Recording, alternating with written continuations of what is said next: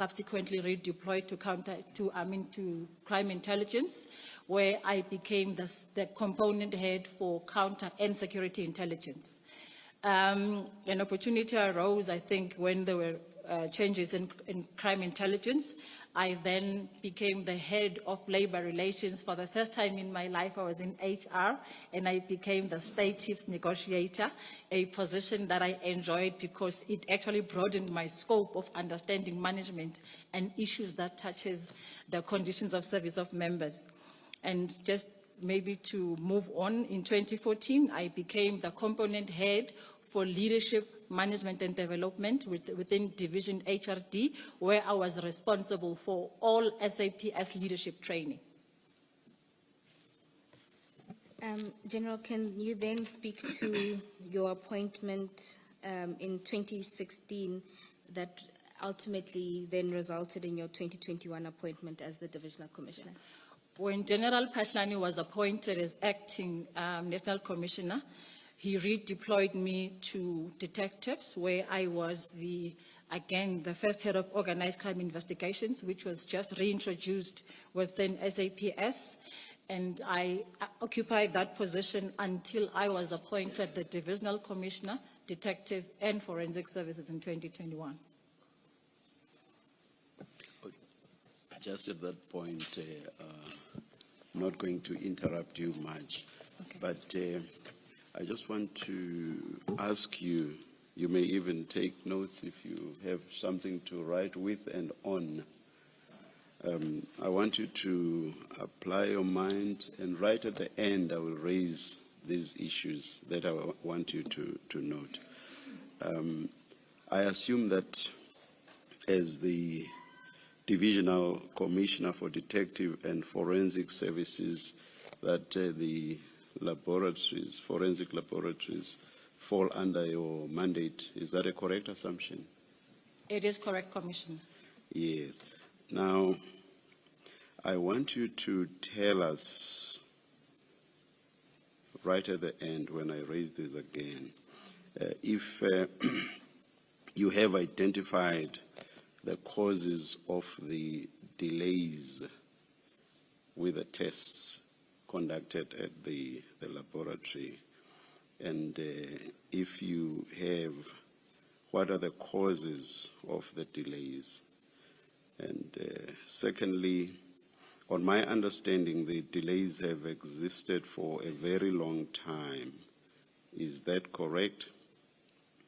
And then again, why was this situation allowed to last for as long as it has?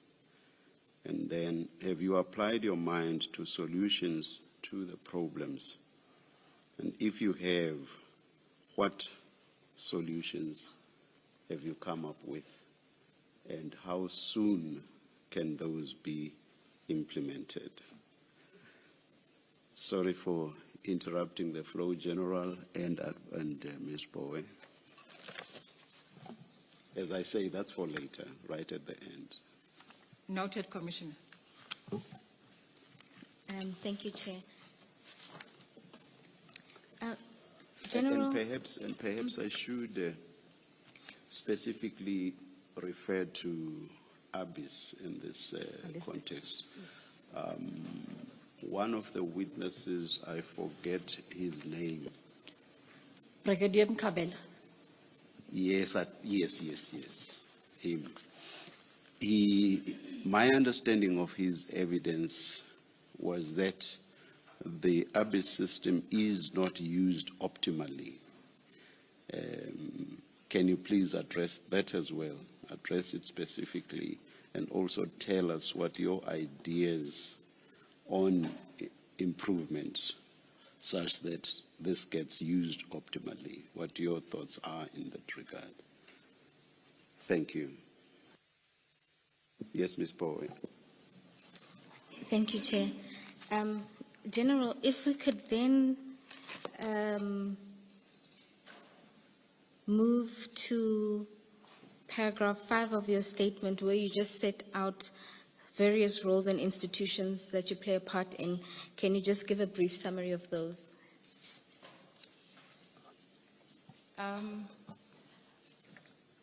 I'll start by reflecting on things that we have achieved as an organization where I played a role in terms of leadership.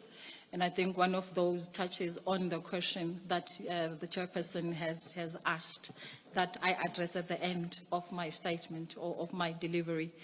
I played a role in the expansion of the Gqeberha Forensic Science Laboratory, which actually was only exclusively dealing with ballistics as well as scientific analysis and chemistry. So we expanded this lab to cover the DNA analysis as part of us trying to address the issues of the rising exhibits of DNA, and also making sure that we have a good turnaround time for us to be able to provide the courts with the evidence as required. This was a presidential project, and I must say that the plan is to expand the particular FSL footprint throughout the country. I also championed a number of projects for the National Commissioner where we were expanding and increasing resources, particularly in the Division Detective and Forensic Services. I'm also a co-chairperson of the SAPS and BAXA Business Participative Partnership, where we are looking at pioneering a digitized police station, and basically we are looking at improving police stations to be able to deliver services as well as reduce the overload of people going in to ask for diverse services. So we are working on that model, and I think I'll touch on it, Chair, when I respond to what are we doing as interventions to address the delays in terms of forensic material to courts. Further, I'm also a project manager for the IAWP, which I actually led successfully in 2013. I was the project manager for the inaugural first ever IAWP conference in South Africa. I think for Commissioner Khumalo, just not to confuse you with my acronyms, IAWP, it's the International Association for Women Police, a structure that has existed for more than 100 years. And also I became its coordinator in the SADC region. And at some point I was also for 2 terms a board member for PolMed, where we were responsible for taking care of the members' health care as well as emotional and mental wellness needs. Then currently I'm also the director for CID. CID, I think we would all know, it means Criminal Investigations Division for South Africa in the region, meaning that also I serve on the permanent subcommittee of the police chiefs, which will be the subco body of the region. I'm also, I think, lastly, Chair, I'm the co-chairperson of the Trilateral Planning Cell. That is a structure that the ministers initiated to look at your countering narcotics in the region, and this particular planning cell covers 3 countries, that's South Africa, Mozambique, and Tanzania. Although now we have invited a number of countries, including Angola, Lesotho, Swaziland, to be part of the TPC, as we call it. Thank you. Thank you, General. Oh. General, good morning. You have there 5.2. What is that organization? What does it do? Okay. The Southern African Regional Police Chiefs Cooperation Organization, this is a structure or a body that actually brings all the police chiefs in the region, and they coordinate on issues of crime in the region, particularly your either cross-border crimes or transnational organized crime. So the National Commissioner would be the chairperson for the country. However, the chairperson rotates. I think currently it is sitting with, with Malawi. Thank you. Thank you, Commissioner. General, if you could then move to the key roles and responsibilities of your division with a particular focus on the units that you oversee. Okay.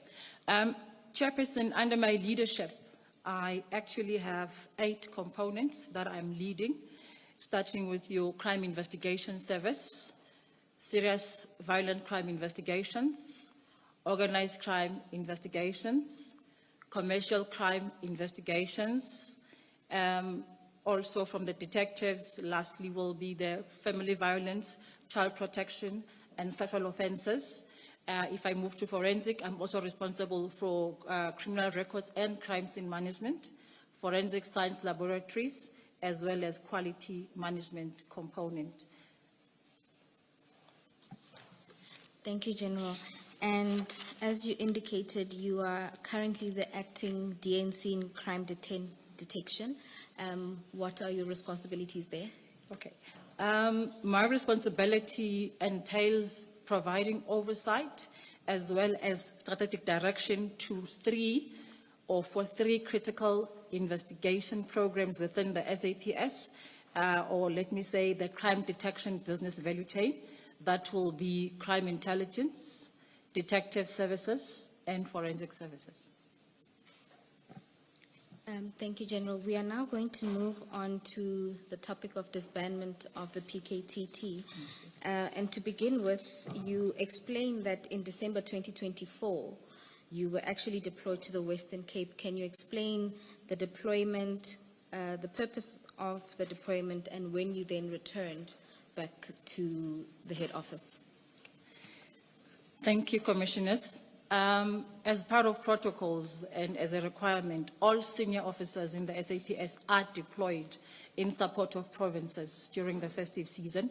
And the rationale is for us to monitor and oversee police operations in that particular area where you are deployed. So I was deployed in the Western Cape in support of General Pategile, who's the PC for Western Cape. And that would mean also doing your field, how can I call it? We also go to the field where we do stop and searches, we do roadblocks, you know. We make sure that there's visibility in the province, as well as we also assist the members and guide them in terms of doing your tracking and also tracing of wanted suspects. Thank you, General. And when did you then return to head office? I returned back to head office on the 3rd of January. However, I already had submitted my pre-planned leave that took place from the 6th, returning back to work on the 17th of January, 2025. Thank you, General. You then say on your return to work, you had an informal discussion with Lieutenant General Khumalo. Can you tell the Commission about that interaction and what you were discussing? Maybe before I start, I want to provide context in terms of my relationship with General Khumalo.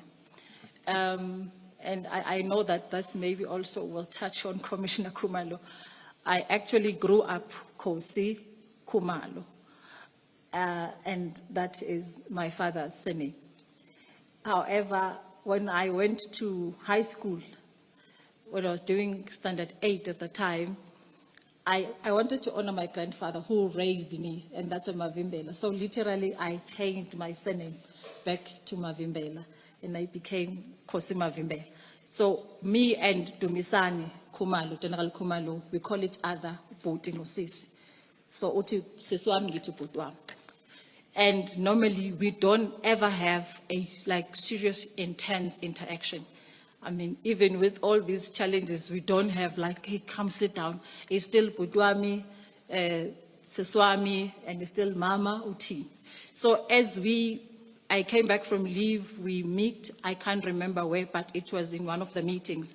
And he said to me, Siswami, uboss wakho uti mangunikeza ama dockets we PKTT. Just like that. And we ngabuza ngobani. Then he says to me, no, uti uminister unikeze a directive that those dockets should come to the detectives. He says, no, he gave him that instruction in writing. So I then said to General Khumalo, unfortunately, so mina ngiyiphoyisa. Uba iphoyisa means ukuthi when you instruct me, it must be in writing. And I think the discussion didn't go further. But also what prompted my mind at the time was, Kodwa Khumalo has been the project coordinator of this task team from 2018. And I was there. I think when the meeting was called by Minister Kele, we were all invited. I think it was myself, General Ramatswele. Ramatswele was the section head for, at the time it was called specific crimes. Now it's called serious violent crimes.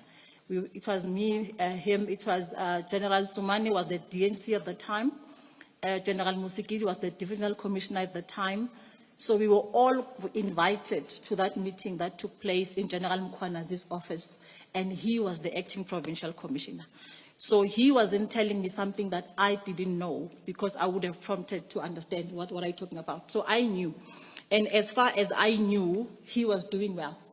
When Minister Kele came and General Khumalo was appointed as the head of CI, I think a decision was taken that he actually proceeds with that role. And all of us supported it. So there was no way that now I could come and say, now bring me the dockets. I needed to understand why. And for me, it was not in writing, so I couldn't act on it. And by the way, I think the commissioner spoke about Bo Mabari Bari. I didn't want to rely on Mabari Bari. I wanted something I could read. Thank you, commissioners. General, somewhere in your statement, you mentioned the reason why the dockets had to come to head office. Yes. And on that you take issue, if I understand correctly, with the reason that was given by General Mutsepe. Okay. Do I understand the position correctly? Yes. Yes. What I'm not sure comes out clearly from your statement is whether you personally were told what that reason was, and who, if you were told, the person that told you was. And at what stage? Why must the dockets come to head office? Okay. Who told you and at what stage? Nobody told me and Khumalo that the dockets must come to Pretoria. The letters, okay, eventually I got my letter on the 2nd of February. And I think just after that, the minister called a meeting in Cape Town, where he basically, I think it was an orientation meeting where we had to present to him specific topics. And I think mine was on the capacitation of the detectives. And unfortunately, lo and behold, on the 6th of February, my nephew Tato was fatally wounded. And I had to return home on the day because I couldn't cope.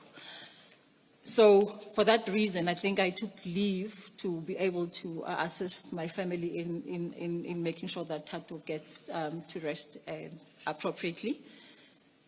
On returning, now Khumalo and I, we both had instructions that said, you, General Khumalo, in your capacity as the project manager for the PKTT, hand over the dockets to General Sintumule, who is the divisional commissioner for detective and forensic services.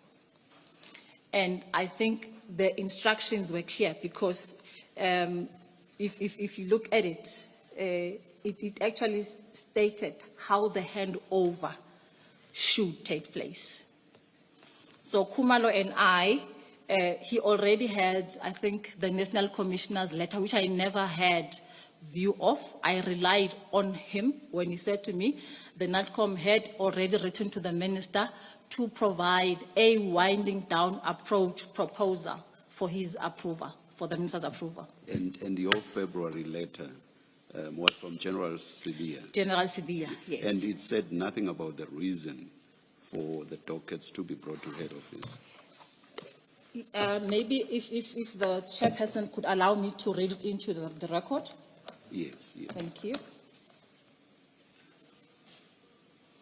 I think it should be on the other bundle, HKS2. Okay. The letter read as such. The South African Police Service established the National Task Team on political killings to address the concerning rise in politically motivated murders and related crimes involving political figures. This specialized task team was dedicated to investigating, resolving, and preventing such incidents to ensure justice and maintain political stability in affected regions.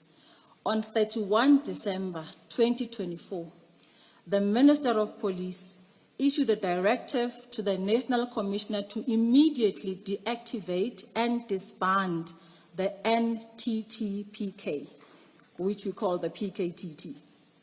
And he said in his letter, this decision was informed by an assessment that the task team no longer significantly contributed to policing efforts. So that's the only reason provided, that it no longer significantly contributed to policing efforts. But there was, for me, that's the only reason that I know. And I think coming from intelligence and compartmentalization, that is all that I worked on the instruction. Thank you, General. Thank you, Chair. General, maybe while you are on the letter, can you please read paragraph 5 into the record? Okay.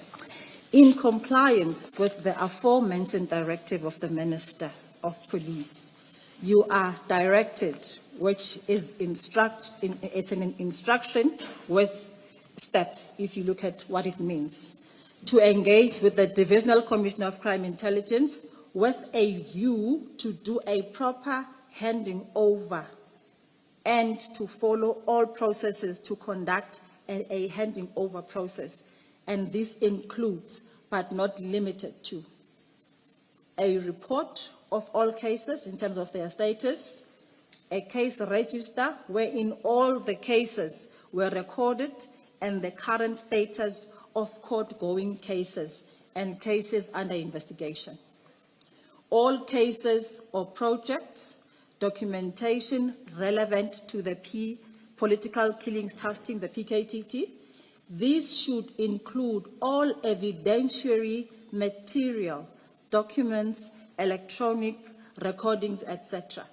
It must be booked into the SAP S13 or in possession of the team or stored in any storage facility.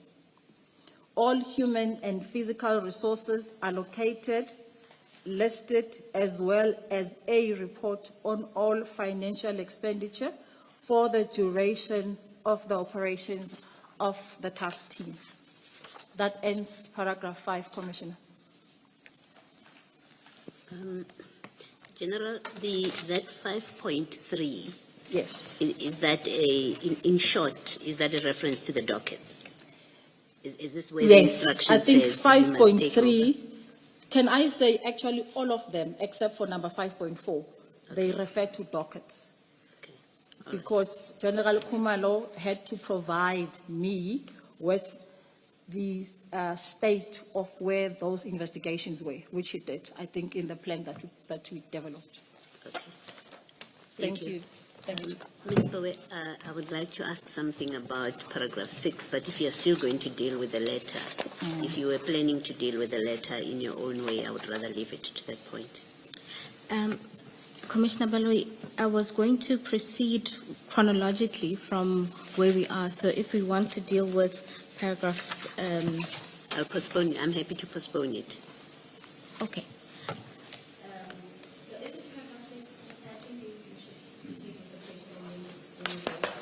Okay. All right. All right, thank you. General, in that paragraph 6, which you haven't read, Yes. and I'll read it, it says, it is advised that the Divisional Commissioner, Detective and Forensic Services, that's you, Yes. okay, ensures that the case/investigations are taken care of to ensure that cases are not lost in court because of the deactivation and disbandment of the task team. I want you to just understand how it works. You are at National. The PKTT It dockets are was a cases. matter. Yes. Yes. Ordinarily, how would it work? You are now being told you must ensure cases. What does it mean practically you would do?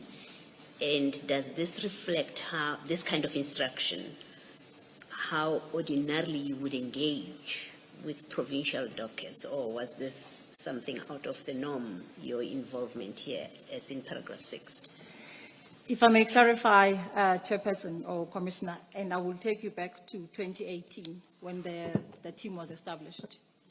The team, though based in the province, was a national task team.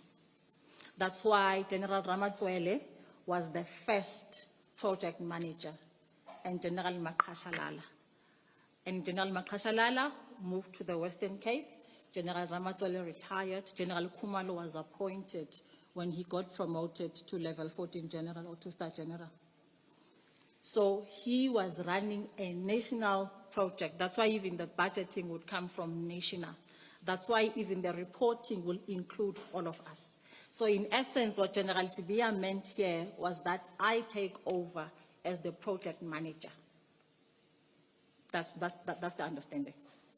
You would take over from General Khumalo? Yes. That's what it would mean? That's what actually he requested. Okay. And maybe just over and above what he wrote, it's also what he said, that General Khumalo was in crime intelligence, and therefore the investigations belong to detectives. Sure. Thank you, Chairperson. And what's the significance of open quote advised, close quote, as opposed to, for example, instructed? The instruction is already given. So he already instructed, and he gave probably a framework of how this instruction should be executed. Now he says, over and above what you're going to do, you must make sure that chain of custody, documentation related to the dockets, but also court processes don't get interfered with. Thank you. Thank you. General, just to take a step back, you were still in January. Yes. When you note at paragraph 16 that General Sibia also followed up after your conversation with General Khumalo about whether or not you're going to get the dockets. Can you explain that interaction? No, thank you very much, Commissioners. Still in January, and I must say, Commissioners, I don't remember the date. We were in his office. Normally, he would call meetings in the morning, and I think post that meeting, then he asked me if I had engaged with General Khumalo on the handover of the PKTT dockets. My response to him was that much as General Khumalo has spoken to me, I didn't take the matter forward because he at least had something in writing, I didn't. So I couldn't go ahead with the instruction, and therefore if he wanted me to proceed with that instruction, he had to reduce it into writing, or in writing. And General, just to confirm, at this stage you had not been furnished with the directive that the minister issued in December? To date, I have actually not laid my hands on that directive. Can I just go back a bit? So when you first encounter General Khumalo Yes. on your return to work in January, was that the first time that you became aware of this decision? Or someone spoke to you, maybe let me be more specific, that someone said anything to you about this decision of the disbandment? Yeah. You know, I think after the July 6 press briefing by General Mkhwanazi, I realized that actually I've never even seen this writing. Not on social media, I don't think I came across it. Nobody even showed it to me. So when it happened, I think maybe it's because the critical 2 weeks I was not on duty. Maybe if I was, I would have been made, maybe made aware either by General Sibia himself, but no copy was ever shared. And it was actually for the first time that I heard from General Khumalo that the team was being disbanded. And again, it didn't provide reasons. Like I said, it was just, so for me, that was just, yeah, in jest actually. Yes. And before, we know the decision was communicated at least on the 31st of December. At any point before this discussion with General Khumalo, so I'm going back even to 2024, had you ever become aware of an intention or a conversation to disband the PKTT? No. No, Chair. And if there was such consideration or even discussion, by virtue of your position, and please explain a bit if you're able to, would you have expected to have been part of that conversation? I think in actual, I'm covering this later in the statement, but maybe let me say it was business unusual, where you just have a decision like that to say disband a structure.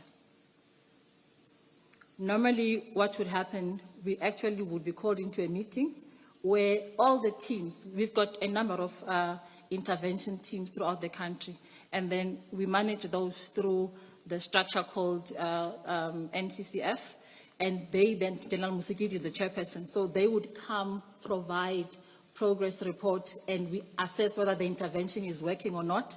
And I think it is in that meeting where then, whether it's General Musikidi or the National Commissioner can say, we then can start decommissioning the team. So not only myself, crime intelligence will be there, visible policing will be there, forensic services will be there, because we all deploy our capacities in support of the team.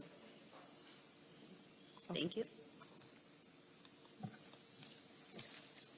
And General, just to go back into, you note that you also attended some of the IMC meetings where feedback was given on the performance of the task team.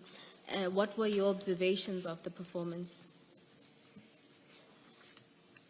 In the police, we have what we call a 5-pillar approach when we do interventions. That means mobilization of all your competencies, intelligence, you've got your proactive, number 3 is combat, so that will be your TRT, national intervention and task force if it's required, or POP. And we also have number 4, that's the detectives and the NPA within that pillar. Then number 5 will be communication. So General Khumalo went over and above that concept. He actually, in my assessment, established a one-stop shop where you get everything under one roof. So I had to deploy, for example, ballistics experts in that team that were not sitting at forensic, were sitting actually with the team. So that when there are firearms recovered, or actually any material relating to a firearm, they would immediately process that.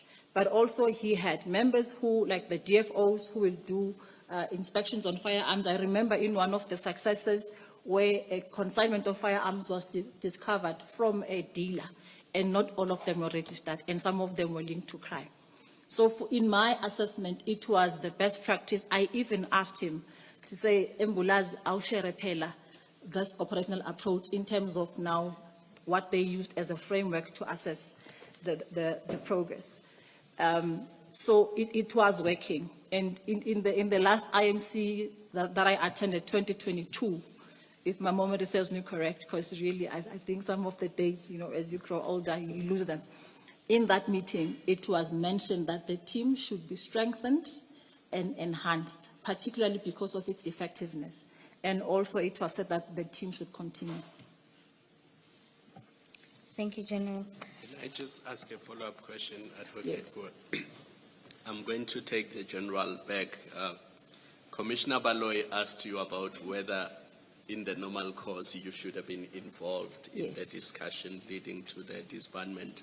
I want to focus on the after, because in paragraph 9.7 of your statement, you say, as part of your role, you are responsible for liaison and collaboration with other stakeholders, including the NPA. Now, there's this letter of February 2025. You are aware of the disbandment, but you say you were not given the disbandment directive. Would it have been your role then to notify the NPA in KZN that, listen, the PKTT has been disbanded. There's an instruction to take the dockets and reallocate them to detectives. Please note that the structure you had in place is no longer going to work. This is now the new structure that is going to be in place. Would that have been part of your responsibilities? Let me start responding to you by saying that this was business unusual, because we do have monthly meetings, for example, with the DPP of KwaZulu-Natal, not only on PKTT, but also we've got extortions committees, we've got CITs. So in those meetings, if I co-chair, then it is my role to then say to the team, we have not to just the NPA, to everybody who's part of the team, to say, we have a new directive and this requires that maybe we review our way of moving forward. I don't think here, for me, things happened. For starters, General Mkhwanazi should have been the first person to be notified. People have got a misnomer in their minds. Sorry to interrupt you. Yes. General Mkhwanazi should have been the first person to be, notified about the disbandment. Yes. Okay, continue Yes. from there. Yes, because, and I hear people throwing this, you are the custodian of the detectives or the dockets. The provincial commissioner is empowered by the Act to look at all issues crime in the province. When we work at national, we work in conjunction with the province.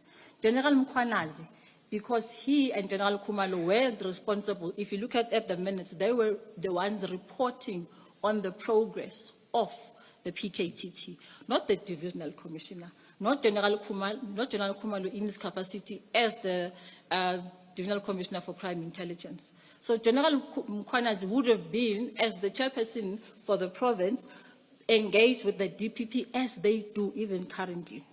So to answer your question, it would not have been in my position to actually inform all the role players of the disbandment. Don't forget your point about the misnomer. You had just started saying something about a misnomer. Yes, and no, it's about, you know, and I remember, I won't mention the general, who went on TV and said, the dockets are mine. And I think that's why we are here, where we are today. At national, we don't own the dockets. The dockets belongs to a province. And the provincial commissioner, if I were to use the last, sort of the Kasi language, he's the last number of the province. I deal with General Mtombeni about dockets, General from Limpopo, General Khate. I just don't decide. I engage with them because they are the people who are accountable for the stations and the workload of the stations.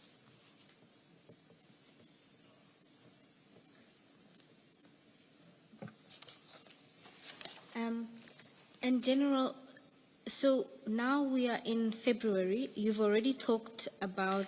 Sorry, just to go back to, I think just to satisfy the chairperson.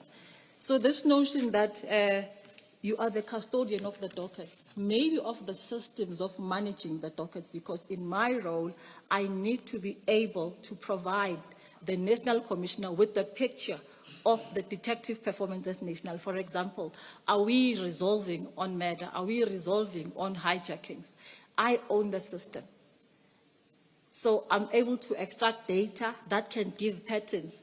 Let's say in Gauteng, we know that Gauteng actually holds the bulk of our crime. If I look at hijackings, if it's red, then I know that we need to intervene in Gauteng. So that is my role. Not that I can call dockets. Thank you, Chair. Thank you, General. Not that it's not permitted, but actually it must be done in conjunction with the provincial commissioner. So whoever may have told Mr. Mkhwanazi, whoever the subs, may have told Mr. Brown Mkhwanazi that the dockets are going to General Sibia because they belong to him, would have misled him, if anyone told him that at all. They would not have been correct. I am tempted to answer the commissioner, but I think my response would be in this manner. You can read between the lines. I submit. Thank you. I shall not ask you, what do you mean? General, sorry, I need you to clarify something. As I understand what you're saying, there's a difference between overall responsibility for dockets and physical custody of an individual docket or a group of dockets. Can you just clarify that for me so that I understand the difference between the two? The structure for detectives is as follows, okay? You have the DNC, you have the divisional commissioner, you have the component heads, but to the DNC or the DEFCOM, you've got a dotted line with the deputy provincial commissioners. The DPCs are responsible, because they report to the PCs, for the dockets in the province. At national, if I were to, because I report on all dockets, even your high profile, at national, then that would be the divisional commissioner. But the PCs in the respective provinces have an authority based on the Constitution to actually deal with, even when you look at our directives, it talks about the station commander, not a component head at national, responsible for the safeguarding, safekeeping of dockets. So in that manner, I'm trying to say, at national, much as we do have that leeway because we are at national, but we can never do anything on dockets without involving the province. If there's a complaint that is submitted on an investigation that is not probably done properly, or the family is not getting joy, we get involved, and if they say they would like the docket to be moved to DPCI, that's my role. I engage the PC, we write, and we say the docket will then be moved to the DPCI after engaging either General Mboto or General Nkosi. I think for me that needs to be clarified, because this is where, again, Chair, the misnomer is happening, or actually is. Thank you, General. We are now in February, and you've explained that you received the letter from General Sibiya, and you were also preparing for the ministers' meeting that was called in Cape Town. Before we talk more about sort of the interactions that you had in the execution of the letter, can you touch on sort of your relationship and the status of your relationship at the time with General Sibiya? We had a very cordial relationship. Cordial in a sense that we have to work together, and I think we both realize that we have to work together. And I will not say it was one of the best relationships, because it's a touch and go. Today, you could be on these good books.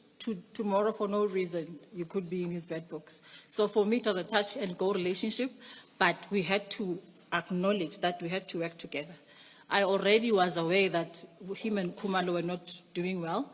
Our program in totality was struggling in terms of performance. So as leadership, we had to be able to work together. Thank you, General. You then left the meeting in Cape Town. Did you ever get feedback about... Sorry, can I, before you discuss the Cape Town meeting, in paragraph 17, General, Yes. the very last sentence, where you comment about this letter that we've just looked at, you say, according to the DNC's letter, this decision was based on an assessment which concluded that the PKTT no longer made a significant contribution to the broader policing efforts. Can I please ask you to comment on that, your view, whether you agreed with the view on your observation as divisional head about at that point, about the impact of the PKTT, and whether, in your view, it had run its course? I don't think any team that is relevant will ever run its course. And I don't believe that you have to change something that works because maybe it doesn't work for you. For me, the directive, I was not favored with that assessment that was conducted. And I was not aware if there was an assessment that was conducted. And I didn't ask. maybe a shortfall on my side, but I took it that maybe definitely they did a study. If Khumalo is saying he's bringing the dockets, maybe there was something in writing that said, indeed, maybe the workload has reduced, or maybe there was something that said the team actually could be, either maybe the detectives must go back to the detectives and all the combat members must go back to their environments. So my understanding of this was based on what I saw. However, knowing what I know, remember this team has been running over a period of time. So I was not sure whether really there was a meeting, because I've missed a number of meetings, like, for example, the 2023 IMC I didn't sit. So I was not sure whether indeed there was a meeting that took place and also that then the team must be disbanded. Yeah. And as at the time of this meeting in February with the minister, and as at today, Yes. did you ever become aware of an assessment that was done about the effectiveness No. of the PKT team? No. And I think I do cover it also towards the end of my submission. Thank you, Commissioner. Thank you, General. When you returned from the Cape Town meeting, did anybody give you a briefing about what would have been the outcome, particularly in relation to this instruction? I think upon my return, Khumalo and I, we arranged a meeting where we then had to sit to say, how do we implement this directive or instruction by the DNC? But there was no other meeting, whether called by the National Commissioner or the Minister, in relation to this. So we actually had to work with what we had before us. Sorry, and you say in that paragraph 18, I think if I understood you earlier, where you speak about this meeting, earlier your evidence, I think you said this was your first orientation. It was an orientation meeting of the minister and you were presenting to him for the first time. Did Yes. I hear you correctly? Not necessarily for the first time, because the minister, I think, met different divisions for the better part of his last 4 months of the year. And I know there was a meeting in November. I was not part of it. So there were he would call it division and say, visible policing, come and present to me. So we were not called as yet. So in this meeting, we were called, but not only the detectives, it was all the divisions. And I think on the agenda, my part, if I remember very well, it was about capacitating the detectives. Yeah. Thank you. So I took it that, because the minister was still trying to understand the functioning of the SAPS. Thank you.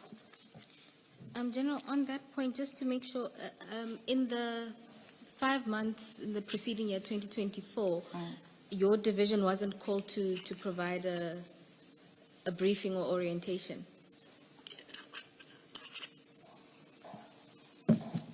Where we were only as a division, no. But there was a meeting with the minister where he actually called us to come up with a plan on how to capacitate the detectives. Hence, on the 6th, we had to then present that plan to him. But a general briefing hadn't taken place on the division as a whole? No, not that I remember. And I'm saying this bearing in mind that my position also requires me to travel. It could have taken place in my absence, but where I was, no. Thank you, General. And Sorry, Ms. Bowe, I'm very sorry. I'll take you back 1 or 2 steps, General. Okay. You say that on your assessment, the minister was still orientating himself. Yes. Through calling these various meetings with this division, that division, and so on. So it's a firm view that he was at a stage where he was still orientating himself. It is my view, Yes. and it will remain, because I think I've worked in state security. Our strength at the time was 3,000. I worked at NICOC. Our strength, I'm not sure, but we were not probably 2,000 or even less. In the police, when I arrived, the police were almost 200,000. That's like a cumbersome structure. I don't think any police minister will leave having said, I understood the police correctly. I am managing so many components. Sometimes when something comes, I'm like, but I was not aware, because it's impossible. I mean, it's a task that you really need a very strong management information team to always be on top of things. So the minister, I think, based on his duration of being with us, definitely he was still in the orientation phase. I'm asking you this in the context of the minister's decision to disband the PKTT, which I understand to be a decision that had far-reaching implications. So I find it very odd that at a stage when the minister was still orientating himself, he could have taken such a decision. Do you wish to comment on that? My comment is, I think your assessment is correct, but also to further add, I don't think maybe he anticipated that actually this had far-reaching implications. I'm not sure whether it was a lapse in judgment from his advisors or where it came from. But I don't think it was properly applied, and that's why today we are sitting here. You refer to advisors. Are you aware of any? I know that the minister has... On this decision, advisors with regard... I'm talking about an office, because the minister definitely, having been new or let me say even where he was, there should be people who have got the know-how, who are able to at least orientate and advise him. Thank you, General. Thank you, Commissioner. General, you say that the far-reaching consequences. I know somewhere in your statement you speak about the effect on cases that we're running.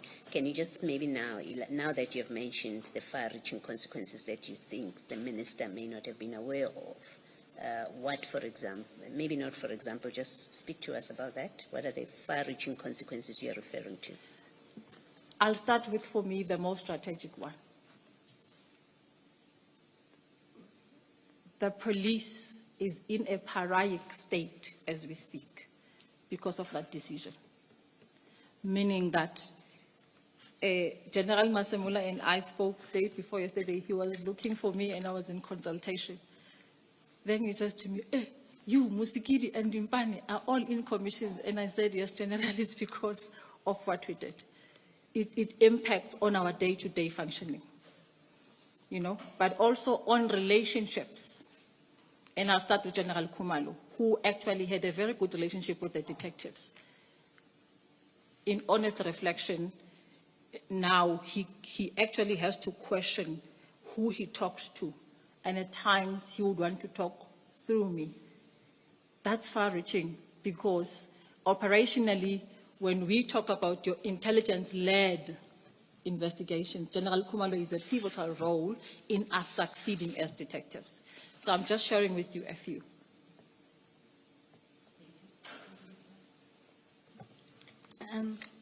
General, you are now back. It's after the meeting that took place in Cape Town, and you're with General Khumalo to put together a plan to implement the two directives or instructions that you each have received. And you talk there about developing a plan. What plan was developed and what considerations were you keeping in mind in developing this plan? Okay. What we had in front of us was just an instruction with a framework of what needed to be done. And I think for those who are familiar with the art of war, you need a roadmap in terms of where you are going. And again, we realized that because General Sibia gave me 7 days on the letter to be able to do all of the actions that he prescribed. And I think if now, on hindsight, that actually there was immediacy to the disbandment.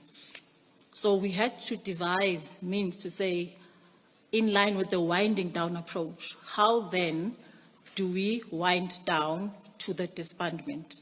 And I think we had then to develop a plan that spoke to key components of what could be elements of the winding down.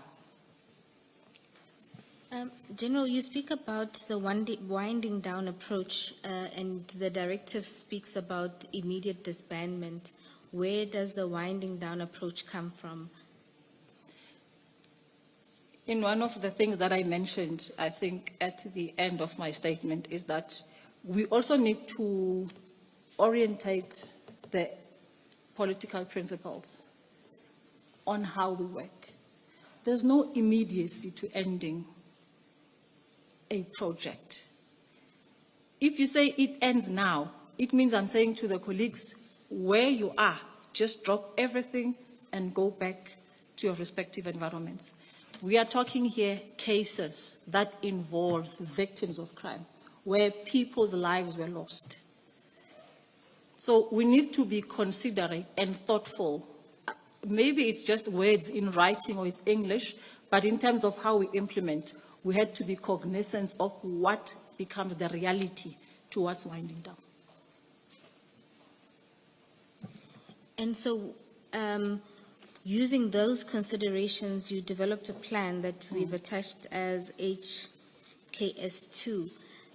Can you briefly summarize the key aspects of the plan? Commissioners, If I may.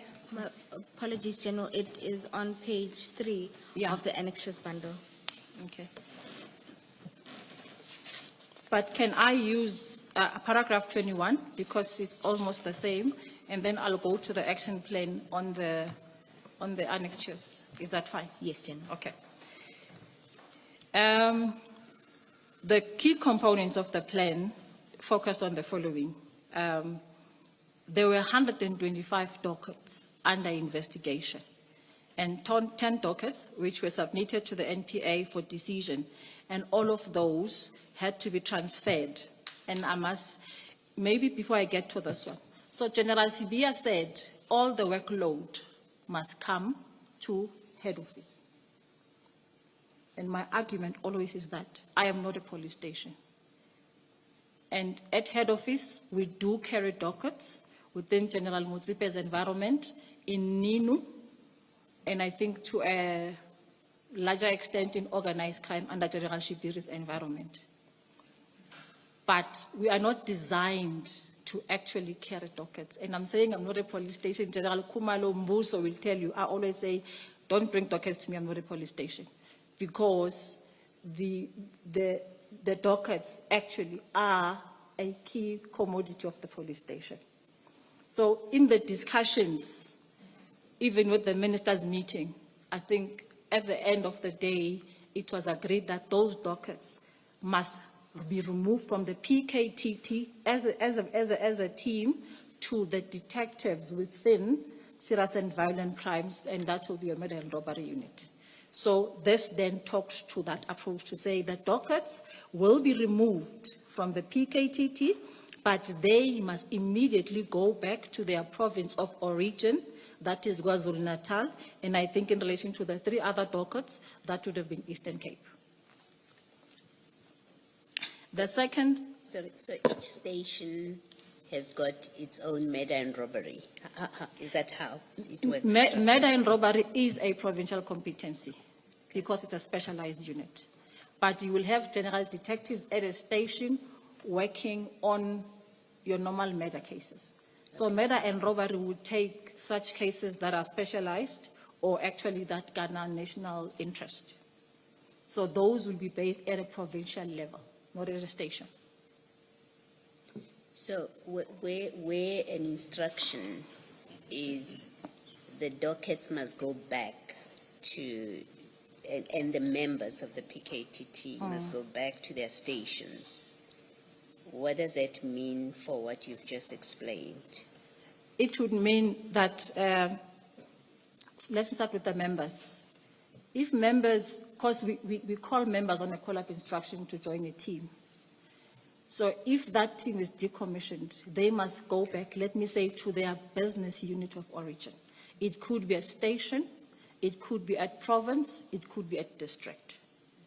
In terms of the dockets, I think the PC and the DPC will use their discretion to say this docket should stay with organized crime, with serious violent crimes, or it must go back to the station. Yes. So where you had, say, investigating officers Yes. in these dockets, and that investigating officer now goes back to their station, Yes. because that's the instruction, it means those dockets, if they are going to serious and violent crime, I think murder and serious, I think Yes. the Yeah, name murder is and the robbery, name. yes, yeah. If they go, the dockets go there, it means then there has to be a new investigating officer, unless a decision is made by the provincial authorities Yes. to bring that person in. If I respond to you based on the instruction, it meant that those dockets will be removed from those investigating officers and they will be assigned to new investigating officers and those under investigation. Thank you, Commissioner. General, you were telling us about the key elements Oh, of yes. the plan. Yeah, so the second part was that all new reported cases on political killings will be referred to the serious and violent crime investigation units and specifically murder and robbery units in KwaZulu-Natal. In the workload that we also had to look at, and I think this also talks to the letter of the 22nd of April, 297 finalized dockets, 57 withdrawn dockets, and 9 unfounded dockets were to be returned to their stations of origin for archiving, because all of these actually were closed dockets. 114 dockets on the court roll were to remain with the PKTT until they were finalized. Again, if you read this in relation to what General Sibia said, that actually even the court-going dockets must be taken away from the team and they must be given to the detectives. And General, why was it your and General Khumalo's approach to have the 114 dockets remain with the PKTT? Why was that necessary?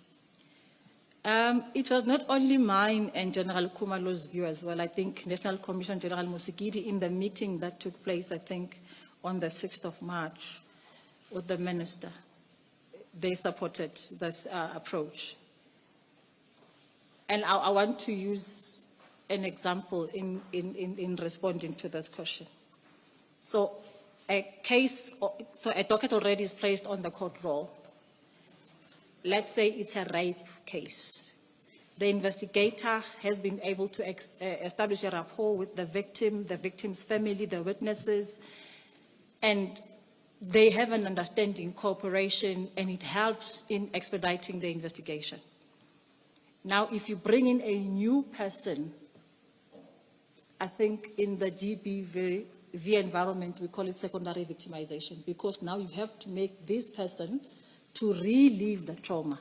And it applies to also your serious violent crimes. If somebody's family, maybe it's a murder victim, now you must deal with a different person. And I'll give an example. As I said, I've got a mother whose child was kidnapped and disappeared. And she came to a point where she said, I'm not talking to anybody else. Because every time you bring somebody new, I need to start from scratch. And again, I need to relive the trauma of being a year without my son. So again, it's about taking cognizance of the impact of our decision. When a docket is on the court roll, again, there's a prosecutor, there's a relationship between the owner. So you cannot, for me, disrupt that value chain. Because, like I said, it can have far-reaching implications, even on the prospects of success for that particular case. And in addition to those observations, which are quite important, there's also the question of the detective having to study the content of the docket. Yeah. And also get to know what still needs to be done, whereas the original investigator was already flowing or running, as it were. So there will be delays. And that in addition to the observations that you have made, which are quite important.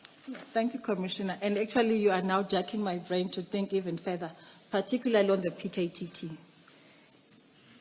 These members are vested in what they do.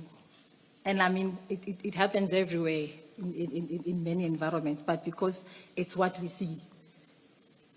they actually make sure that whatever they start, they will run until they finish. And please don't ask me for statistics because I won't be able to give you.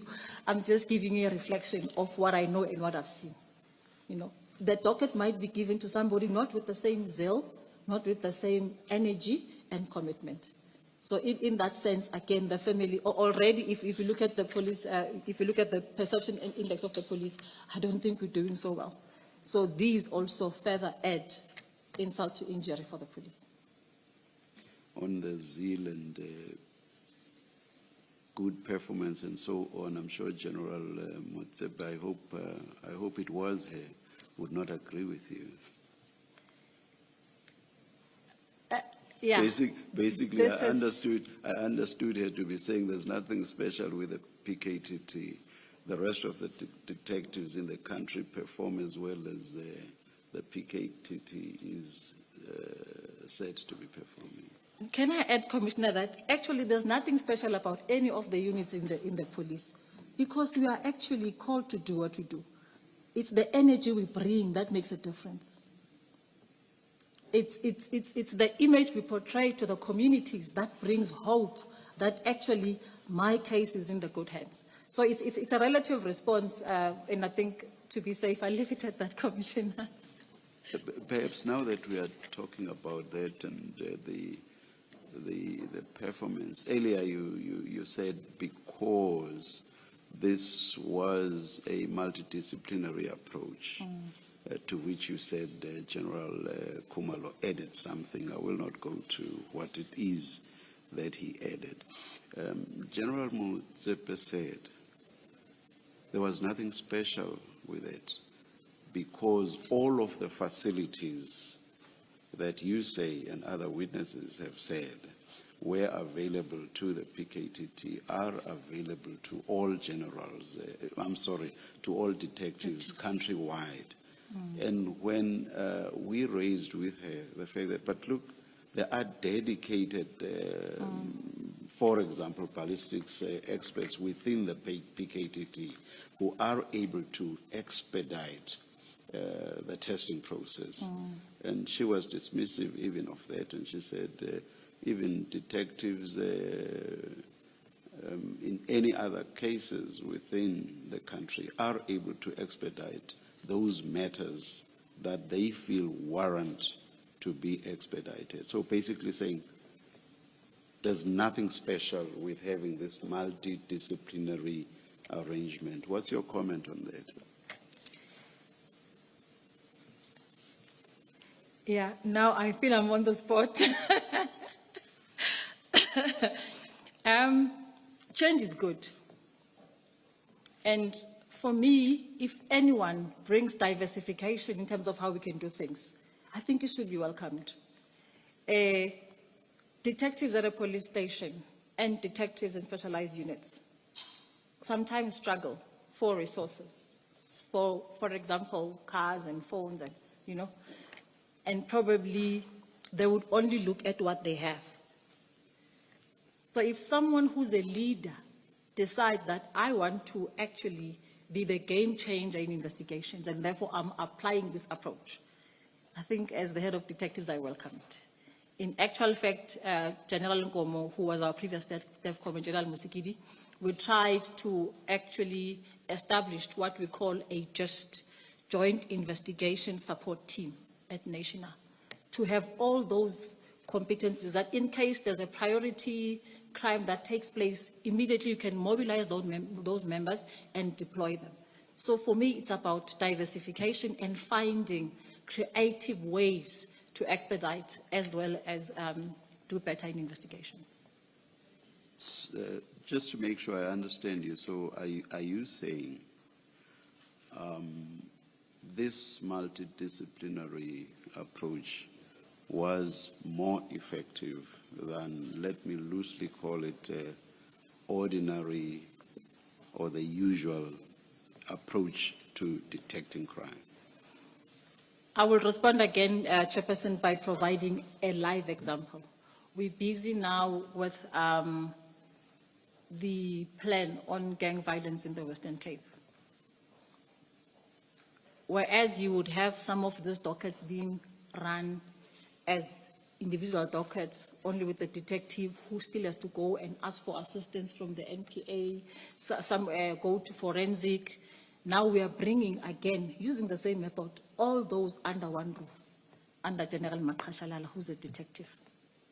The NPA is certain, and because it is an effective methodology, now we even broaden it to include one of the critical elements in investigations, asset forfeiture, because it takes time to actually get that docket ready for court. So we're also looking at other means of hitting the criminals, just over and above criminal investigation. Thank you, General. Thank you, Chair. General, and you say in paragraph 19 that in the course of establishing or developing this plan, what was clear to you was that it wouldn't be possible to implement within 7 days. It was not possible. And is that then what informed this phased approach that you outline in the plan? Yes. And in general, you speak about a presentation that was then made before the 6 March meeting. Can you talk to us about that? That's at paragraph 20. That presentation, I think, Chairperson, it's on the bundle. So let me just check. It's annexure. It's annexure. Okay, it's annexure 8KS2, ne? 3, okay, HKS3. No, 3, oh, yeah, no, here it is. It basically was providing the minister with a proposal for his approval of ensuring that this is a process-driven disbandment. And General Khumalo, because he carried the caseload, prepared all the cases and their status as outlined in General Sibia's letter to me and to him. But what is critical, I think it is the page 10 of that plan.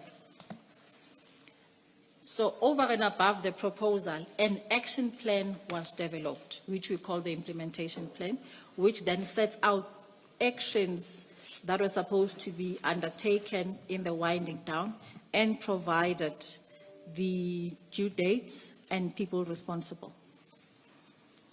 But I must add that of all the actions, the most important action for the meeting was action number 3, that was the handing over of the dockets under investigation to the DEVCOM, detective and forensic services. And General, just so that we can understand, when the plan says hand over the dockets under investigation, practically what were you envisaging? Because already we had, through General Khumalo, done an assessment of how many dockets were there. It meant exactly that. So General Khumalo was supposed to physically hand over the dockets to the detectives under my command as set by the plan. That's what it meant. To the detectives, not to you? I actually see this as a position because in my absence, General Mkhwanazi became the acting DEVCOM. So the dockets returned. It was not me, it was General Mkhwanazi. So it returned to the position of the Divisional Commissioner, Detective and Forensic Services. So that would be a position that I occupy. So directly, that is me. Okay, General, and so this plan was then presented at the meeting on the 6th of March. Yes. Can you tell us about that meeting? Yeah. In that meeting, as General Khumalo was presenting, as I said earlier, General Sibia, I think the minister, were of the view that even the dockets on the court roll should be handed over.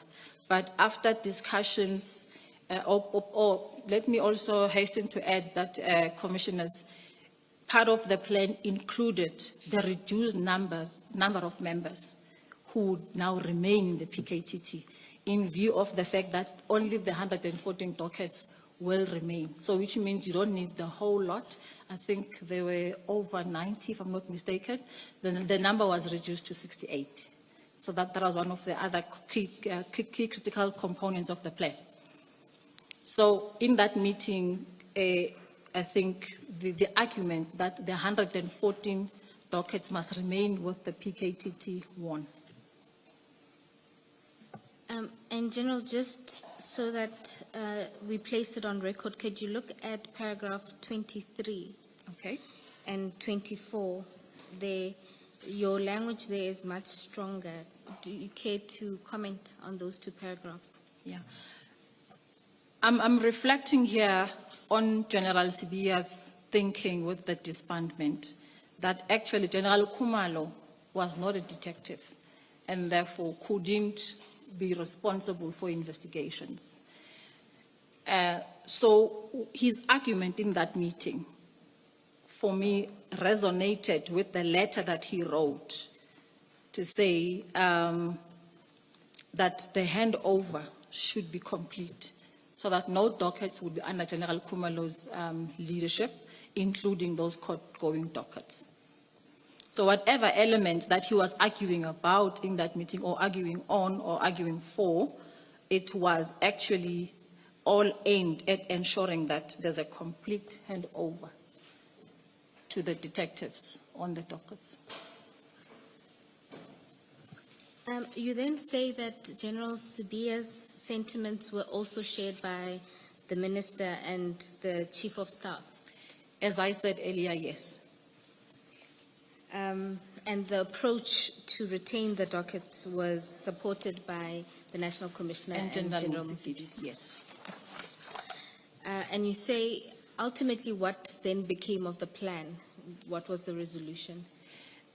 The plan was approved in principle, I think, with those amendments to say that the 114 dockets will remain with the PKTT, but also that now these 114 dockets with those assigned investigators, as and when each case gets concluded, those detectives will then have to go back to their station of origin or business unit of origin, but also the combat members as well who were protecting them will also have to withdraw and go back to their business unit of origin.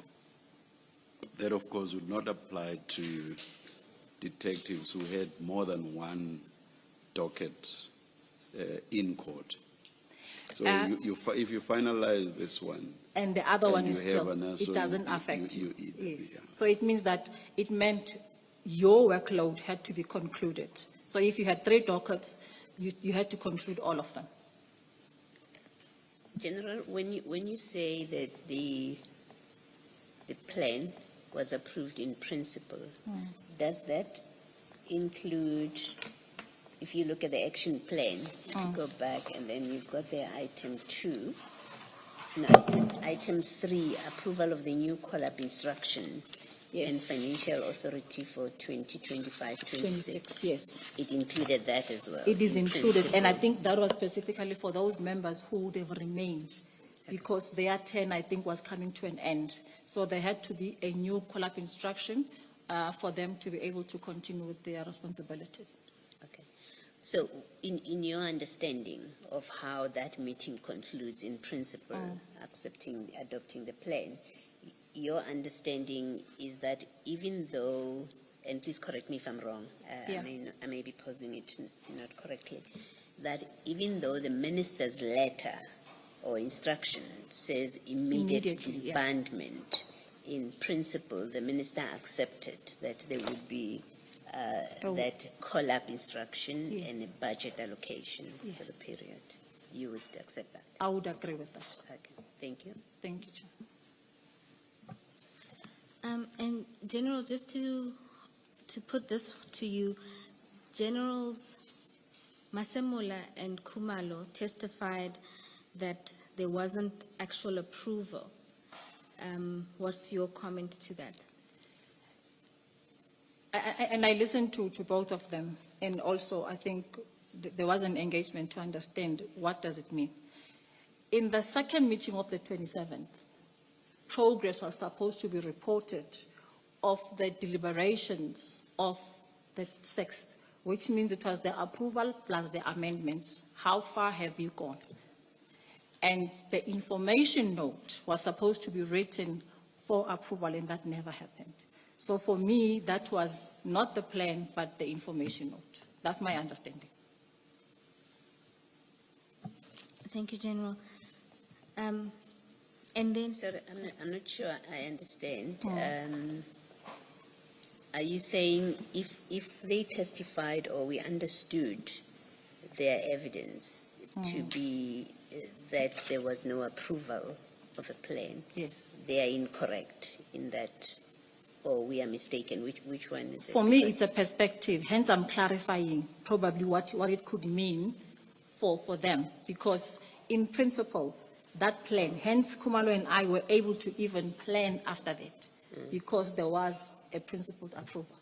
Okay. But in the police, as I think I said to the evidence leader, for something to be complete for budgeting, you need that information note. I see. Okay. Thank you. Thank you, Commissioner. and so, General, after this meeting, you then speak of a call that General Khumalo reports to you from General Motsepe. Can you explain what happened there? Yeah. It was during March and after the meeting of the 6th. And again, Commissioners, please pardon me because I don't remember all the dates and it's not deliberate or at misleading the Commission. You already attributed it to age, General. Thank you for acknowledging that, Commissioner. Okay, General Khumalo gave me a disturbing call and said that he received a call from General Motsepe, who asked, actually who informed him that she was coming to collect the PKTT dockets. So immediately he ended the call and called me and asked, but why would Motsepe call him for the dockets? So I said, no, General, don't worry, I will address it. And I called General Motsepe and I said to her, can you please cease communicating with Khumalo on the matter, because he and I were seized with the matter. Now, what I didn't do, and I admitted to this commission, I didn't ask her where did she get it from. But I had an assumption, because all the component heads, they have the direct access to the DNC. That's no surprise. You go in and you find them sitting. So my thinking was maybe General Sibia kept on reminding. And I said to the evidence leader, if maybe you need people to actually collaborate or corroborate that, it's fine. They are there. He would ask, how far are you? You are not moving. You are not taking the instruction of the minister. So I felt that maybe he got impatient with me. He got impatient with me because he assumed that maybe I was actually, because Khumalo, we called, he knew that maybe because of the relationship we have, therefore I'm not willing to execute. So my thinking was maybe Motsepe got an instruction from him, and I say, underlining, it's an assumption, it's not fact. But also why I would think like that, and I think evidence leader asked me earlier as to why maybe all the relationship between me and General Sibia. In February, after the letter was received, after I came back from the bereavement of a family member, the National Commissioner got a complaint of an elderly person who actually owns properties in Johannesburg. And that elderly person was extorted, his buildings were hijacked, and he was assaulted, his house was broken, and he was staying alone. He's got no family. The elderly person complained to the police, and actually, at some point, even some of the police took advantage of him. So NATCOM got that complaint, and he asked me to address it. Normally, I wouldn't undertake that task of dealing with complaints directly. I gave it to General Shibiri. But at the time, General Shibiri, I think either him or his wife was not well, I can't remember. But the complainant kept on reminding NATCOM to say, but nobody called me. This elderly guy actually had to flee Gauteng and was in Cape Town. So NATCOM reminded me that there's this matter. So I then said to him, can I go now to go and see the complainant, which he said yes. General Sibia has to sign my itinerary because he's my supervisor. And he had a serious problem. And I think I did submit the WhatsApp messages. Even after saying to him, Mpati, I would never, he believed that I was working against him.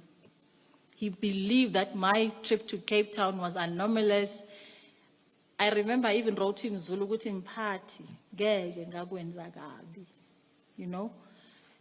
And it got to a point where I said, you know what, I do what you want. You can deploy me if you want, redeploy me if you want. Because I felt, because he said in the end, I know now. What does that mean? It means good, I know that actually you are working against me. So I said, after this complaint, I'm gone. So in that sense, I thought maybe he felt that maybe he wasn't sure where I stand. I don't know why, but that's what I want to present to the Commission. Chair.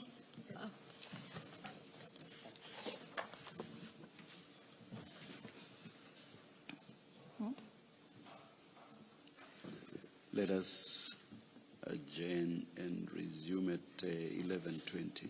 Let's adjourn.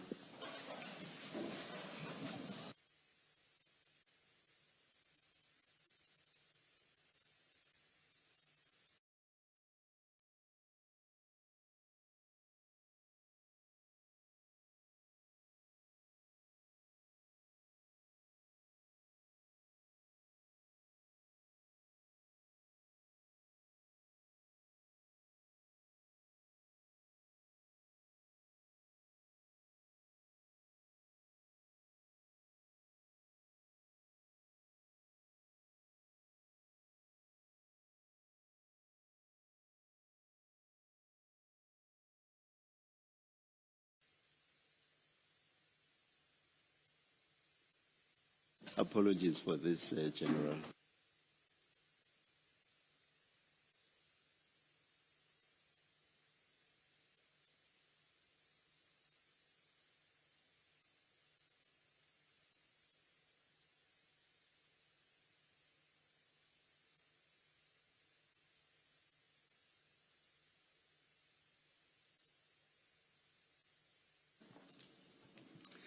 I hope everybody is back in. We waited. Thank you, Ms. Bowe. Thank you, Chairperson. General, if we can go back to paragraph 27, where you dealt with the call that you received from General Khumalo regarding General Motsepe's call to him. What I wanted to follow up on was whether this was protocol for General Motsepe to call General Khumalo in this manner or on this issue. Thank you, Commissioners. And Commissioner, I actually took the cue from you, and I'm using this line every day. Babaribar. I want to say that this call, General Khumalo can attest to, because we both found it odd. So it's not just me who's saying it. I'm not sure if it was in his statement, but I can submit that it is actually factual. And moving further, so in the police, there are not necessarily any prescriptions on who or you can talk to. The National Commissioner can call me directly. The Minister can call me directly. General Motsepe can be called by General Sibia. General Motsepe can call General Khumalo. So there's nothing anomalous about that. However, on this specific matter, because it was sensitive, there was no designation for her until I called her on the 27th.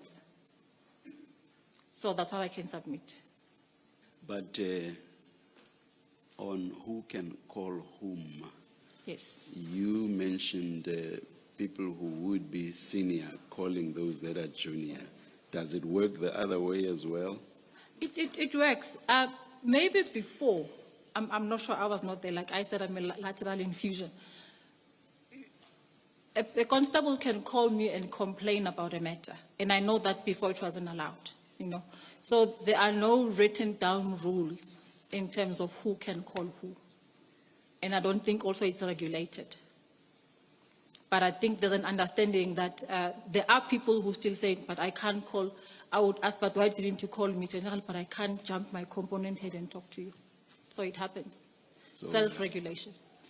In my early professional years, I was a civil servant, and there was something called channels of communication. Yes. You were bound to talk only to the person immediately above you, and it would be that person that then forwards whatever it is you are raising. But from what you are saying, it seems that no longer applies. No, thank you, Chair. Perhaps to place it or to understand the context, in paragraph 9.3 of the statement, you speak of the various specialized components that you have oversight over. Yes. Does General Motsepe, Major General Motsepe, fall under any one of those, and if so, which one? Yes, Commissioner, she does, and she's the head of serious and violent crime investigations. Okay, so she reports to you directly? Directly, yes. Okay. Thank you. And on this kind of project where you've already been tasked by General Sibia to be responsible for it and engage with General Kumalo, is your evidence that you would have expected she would take instructions from you about this? Is that In what actual you're saying? fact, she was supposed to wait for instructions from me. Yes. Because I was given the mandate to actually do the handing over. Okay, thank you. And then, General, before we return to your statement, before we adjourn for the tea break, you were recounting an incident of where the National Commissioner had instructed you to attend to a matter in Cape Town, and you referred to WhatsApp conversations between yourself and General Sibia. Can I ask you to go to HKS 7?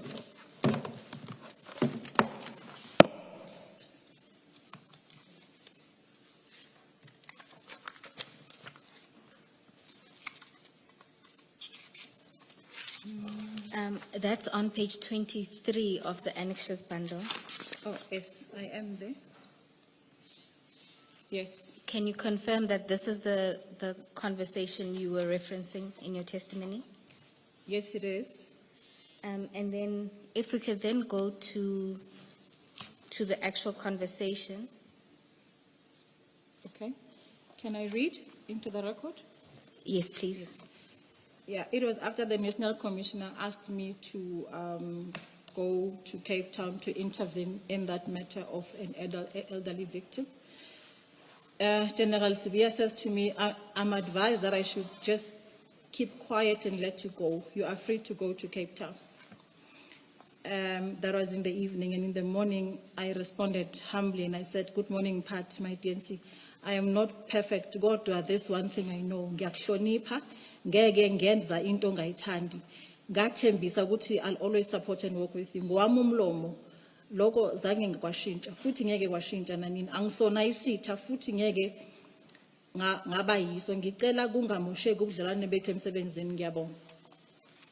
Then I tried to call him and he didn't answer. General, can you translate that for us who are not fluent in isiZulu? I was saying that as a member working under his command, I'll always respect him. And I'm not here to do anything that could actually be contrary to what I'm supposed to do. But also he mustn't view me as an enemy because I'm not. And probably that I was asking that, can we have a cordial working relationship? I'm not sure if it sums it up, Commissioner. Kunzima translate isiZulu to English. Thank you, General. And then can you continue on the next page? So on the next page, the General says, you know why you went to Cape Town and what you are busy with. And you also know why the National Commissioner sent you and not say anything to me about you having to go to Cape Town. I personally know and trust that Makasala can deal with that thing. At least now I know. Then I attached the WhatsApp messages between me and the National Commissioner as proof that actually this is what I was going to do in Cape Town. You can skip the screenshots to then go to your message.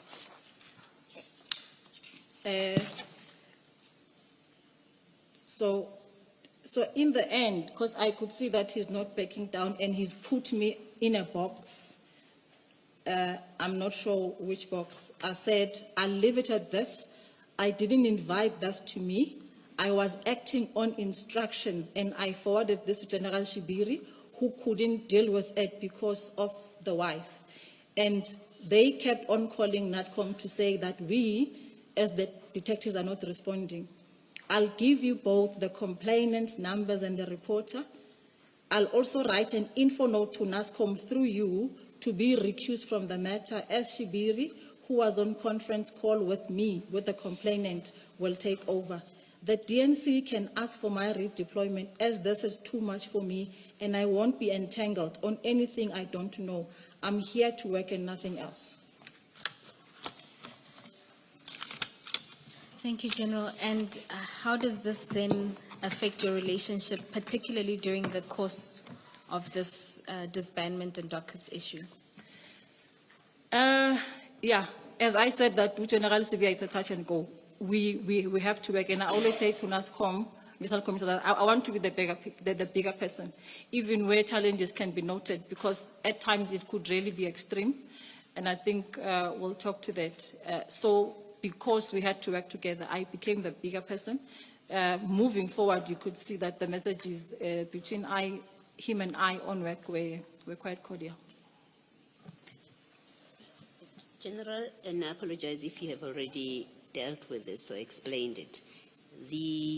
That first message at page 23 from General Sibia, or that you say is from General Sibia, it doesn't have a context when you look at this, these screenshots. Okay. And your response, and maybe something in the voice call was said that makes him respond to you, say, I am advised that I should just keep quiet. And let you go. So maybe if you could just give us a context to how do things get, what has been said. Yes. That brings us to what the two of you now engaging in this way. After General Sibia denied that I should go to Cape Town, I had to call NASCOM, who tasked me to say General Sibia does not want me to leave for Cape Town, so I sought his intervention. And I believe that then he called General Sibia, and I don't think he took it kindly. Okay, all right. So you applied for his approval because you said That's as protocol, superior. yes. Okay. National Commissioner does not approve my travels, but the DNC does. Okay, and then he declined it. Yes. And then he wrote this to you. He wrote only after NATCOM intervened to say that I'm advised that I should let you go. Okay, I understand. Thank you. Then, General, let's go back to your statement at paragraph 28. There you were dealing with General Motsepe's testimony that you had informed her sometime in March, informally, about the disbandments and the dockets. Can you explain what happened there? Or rather, your view on her testimony? General Motsepe called me on the 23rd of October, 2025. And in the call, she wanted me to confirm that I actually had informed her that the PKTT was going to be disbanded. And she reminded me that this happened at Kotsimampuru. And I remember telling her that, General, this is a mistake, because I even checked my call logs on the day to say, the only call I have to you, 27 March 2025, and this is when I requested you to accompany me. And when she couldn't get joy with me, I traveled to Abu Dhabi for the week I think I was supposed to appear, and I asked that I be given time because I had to travel for work purposes.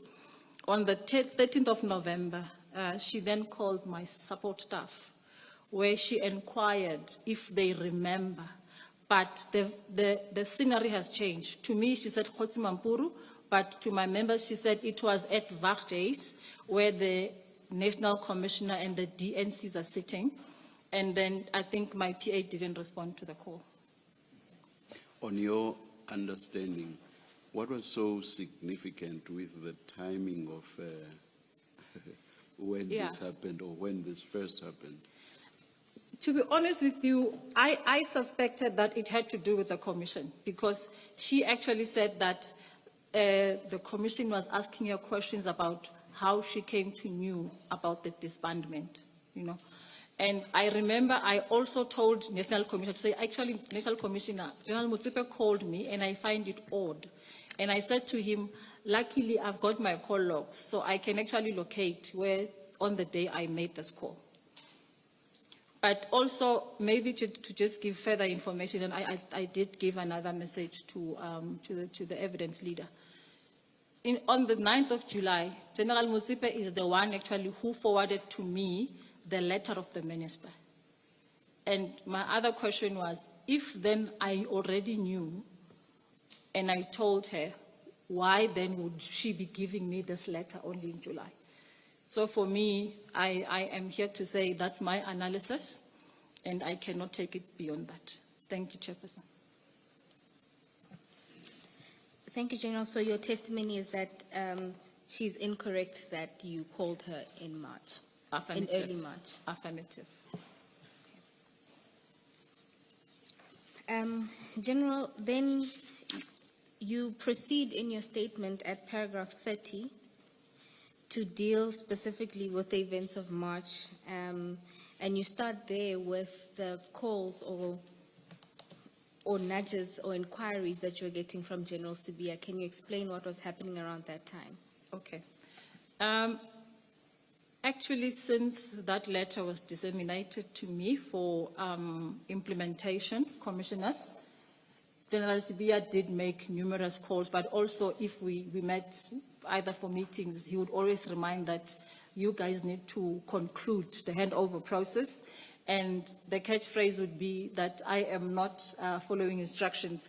One of the issues he would say is that I was like Kumalo. I was now not listening to him. I think I'm saying this, and General Kumalo said it as well, to say also he got calls, to say this was not business usual. There was just too much pressure. You say, General, in the statement that he's, in addition to saying you are now like Kumalo, he said you are dragging, I was dragging my feet in implementing the minister's instruction. Yes. You confirm, is that? Yes. Okay. And General, you explained that this was not the case. Can you explain what was happening that perhaps slowed down the progress of the handover being completed? In my earlier statement, I think I dealt with the issue of challenges that actually led to me and General Kumalo not meeting. But I think also I cited the some nature of my portfolio. I was not vested in the PKTT. I also had other issues to deal with. I think the example being one of those that raised by the Commissioner today, dealing with FSL matters, would be one of my critical areas. And so there wasn't a deliberate attempt to frustrate, as it were, the process? No. But is it fair to say you did not comply with General Sibiya's 7-day directive? Because he had given you 7 days. Yes, and already we were in March. Yeah. Yes. Thank you, Commissioner.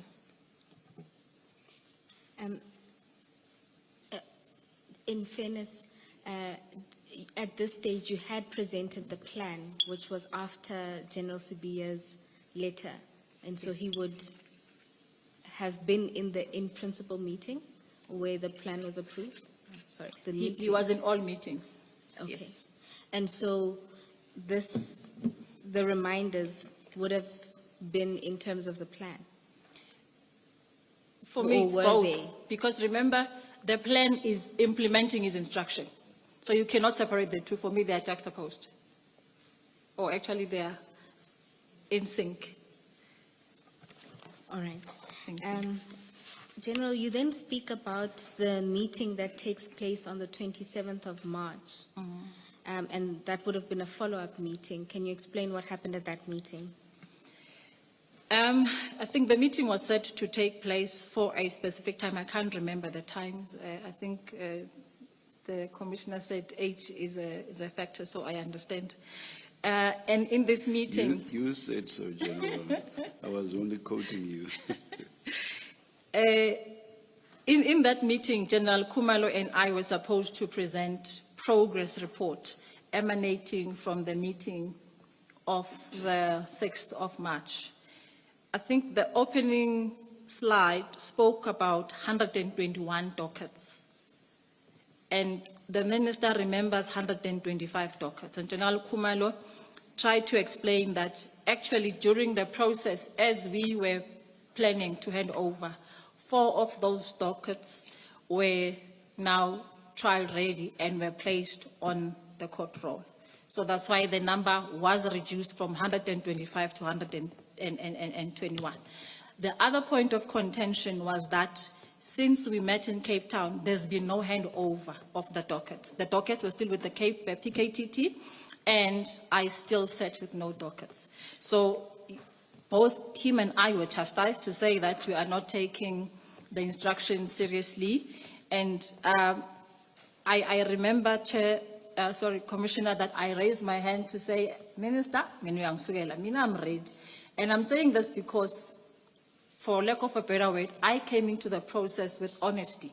I didn't have information on who was doing nefarious issues so for me it was just implementing the instruction. So I said to him, no, but I'm not against taking the dockets, And I think for General Khumalo, it actually, because he was singled out to say that he's actually unwilling. But Minister also made that comment to say, this is a political decision and the president is in the know of that decision. That's what he said in that particular meeting. So then he ended that meeting by saying that he won't engage with us anymore, and he'll only engage with the National Commissioner moving forward. But both Khumalo and I remember Mina was very upset, and I said to National Commissioner, but why should I be the one to take the dockets? And he said to me, because you are the head of detectives. And yeah, I think after the meeting, General Sibia came to say, you see now what we have done, the minister is not happy with you guys. Yeah, now I'm saying go and conclude the handover process. So it was on that day that I then called General Motsepe to say tomorrow she must accompany me, after engaging with General Khumalo to say, can we finalize this? But I must say also, because he was the most hit, and I think he also wanted this to finish. He really was not happy. And so because of the pressure and this meeting, you decided to do the handover the very next day? The very next day. The dockets were already here. General Khumalo brought the dockets to Pretoria. And I will try and clarify, not reading his mind. Because of the pressure, this was not business usual.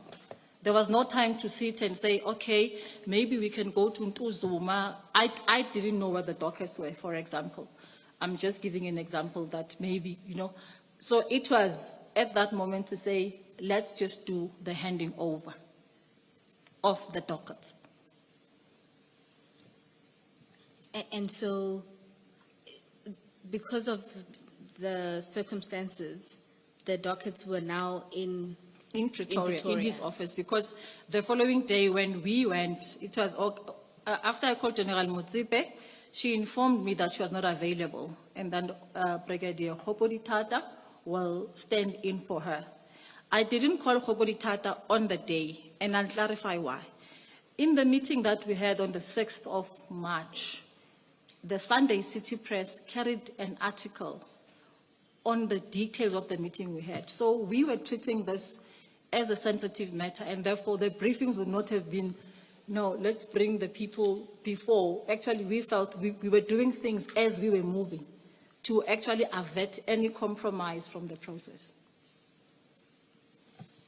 Thank you, General. And so on the 28th with Brigadier Kopoditata, you oversaw the handing over handover. process. Can you explain what the process entailed? Okay. General, maybe before you do that. Yes. Earlier on in paragraph 30, where you speak about General Sibia would make inquiries with you about the instruction that he has given you, which is to the handover of dockets.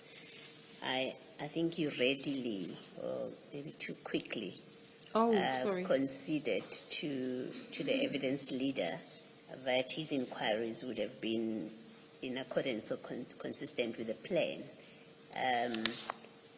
But I'm not sure about that, because when you look at the plan itself at page 10, it says the handover would have happened on the 26th of March. That's a due date. Is that a mistake? And when I ask you that question, Yes. if you look again at paragraph 31, the very first line, you say the handover process was to be completed on the at the statement, paragraph 31 of your statement. So you've got the plan at page 10, and then you've got in your statement at paragraph 31 where you say handover was to happen on the 17th of March. Okay. Is there a mistake somewhere? Yes, there is. I think there are two plans. There's a plan for the 6th that's marked the 17th of March was supposed to be the handover. I'm sure evidence leader, if maybe in interpreting the documents, we mix them up. The second meeting of the 27th, that's where the 26th was. But the initial plan said the 17th of March. I understand. Thank you. Thank you.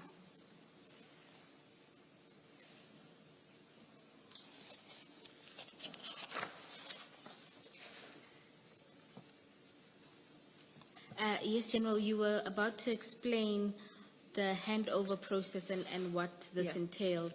In particular, was there a briefing given to the members that were there about the process that was going to be undertaken, the purpose and where the dockets were going? Okay. I.e., was there a plan? Yes, there was a plan for the handover, and I think when we all arrived, we went to General Khumalo's office, where the it was his boardroom, where the dockets were, and General Khumalo and myself, we gave them a briefing that those dockets were not meant to be here; they were in transit to KwaZulu-Natal, because they were supposed to go to the Serious and Violent Crimes Unit or the murder and robbery.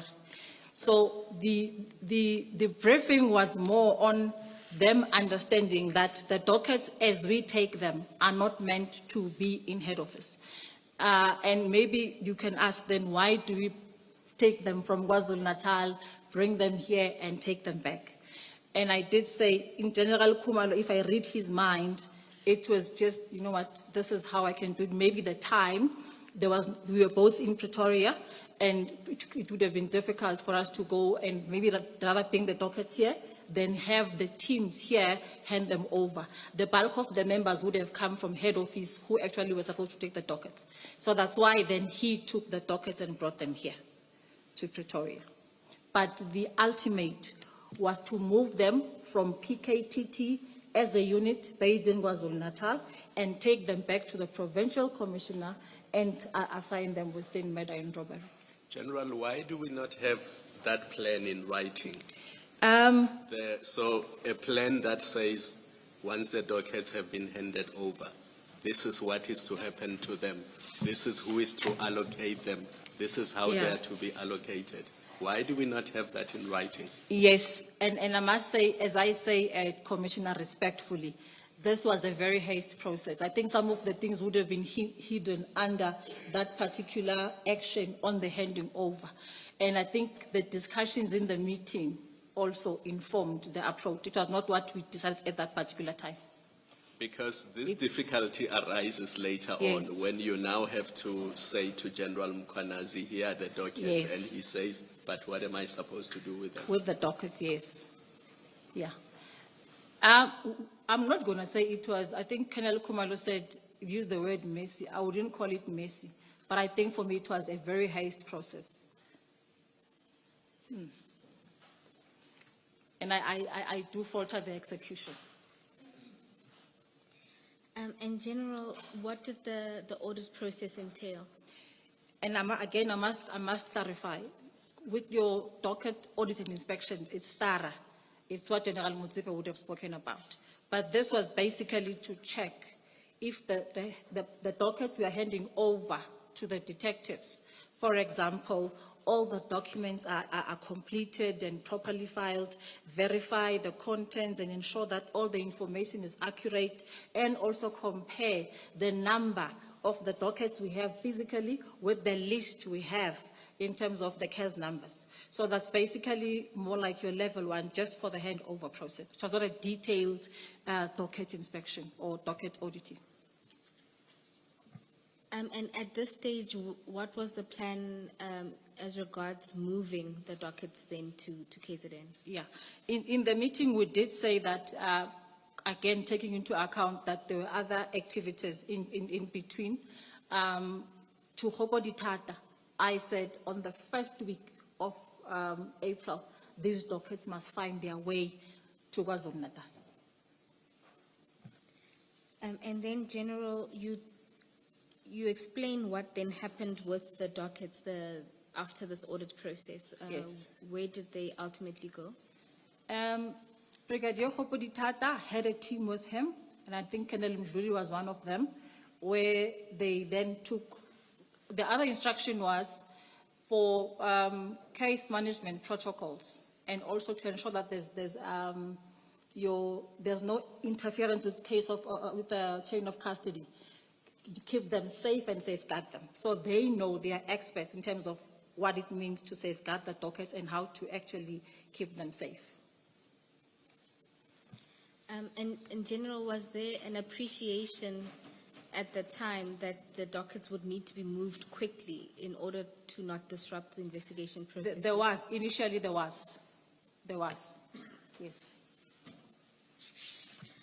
General, you then speak about the first week of April, in particular on the 1st, about a message from Brigadier Hoboditata. Can you explain what happened there?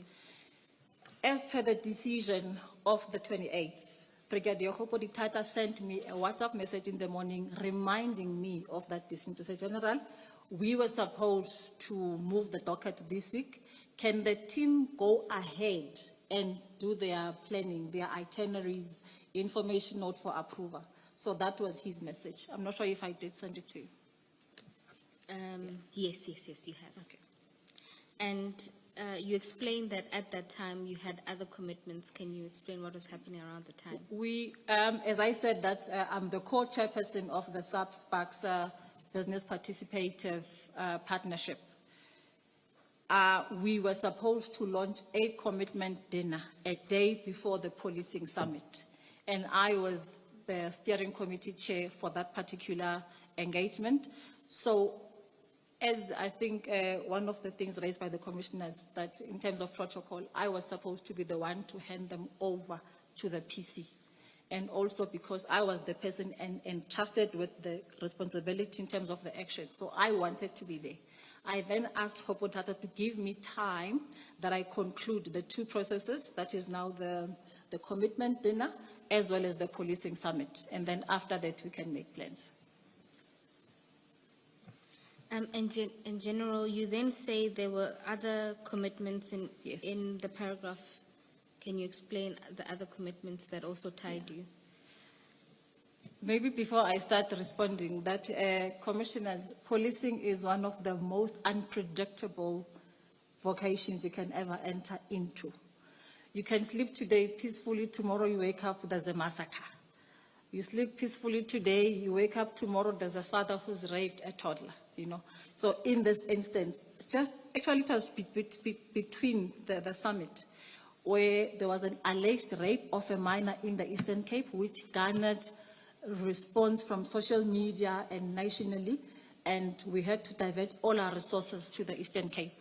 So I was seized with the matter together with General Lekele, and unfortunately, again, it stalled my plans to travel to KwaZulu-Natal.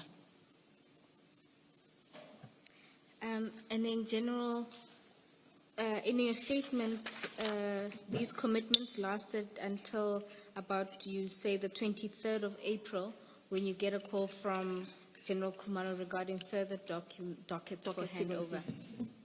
It was more than that. There was also Interpol in the process, because when he called me on that day, maybe to clarify that when I said we were seized with the matter, we had to brief Parliament. I had to meet with Advocate Madolo from the Eastern Cape, the DPP. Madolo. Yes, Madolo, yes. So, yes, physically you had to be there.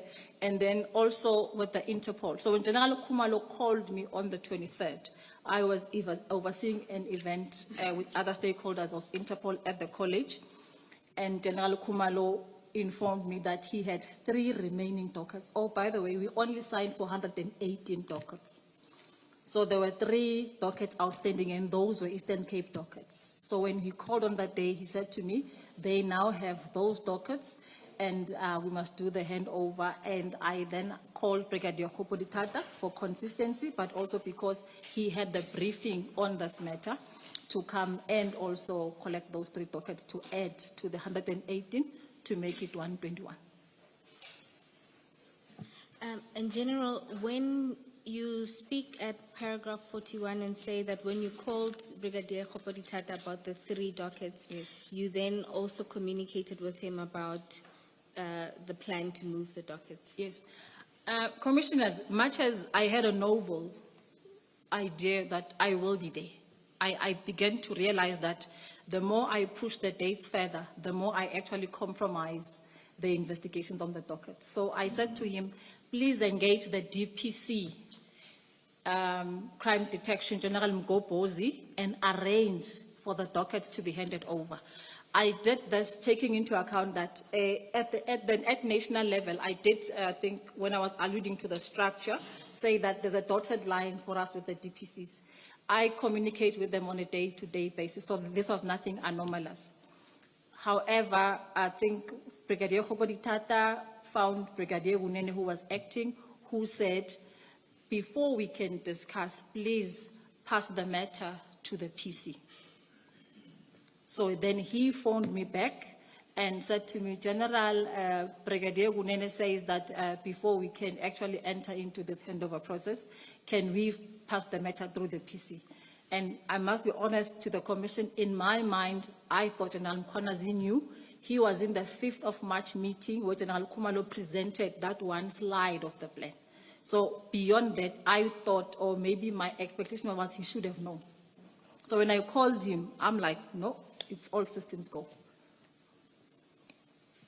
And General, on the day you called him, what was his reaction?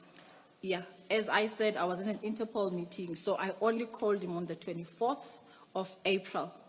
And General Mkhwanazi, he was confused by my call first, and also my request to say, we are bringing the dockets, you know. And he said to me, "Angazi ukhuluma ngani? I don't know what you're talking about, you know." So I then clarified, no, but General, there's this disbandment, and General Mkhwanazi said to me, just hold it there.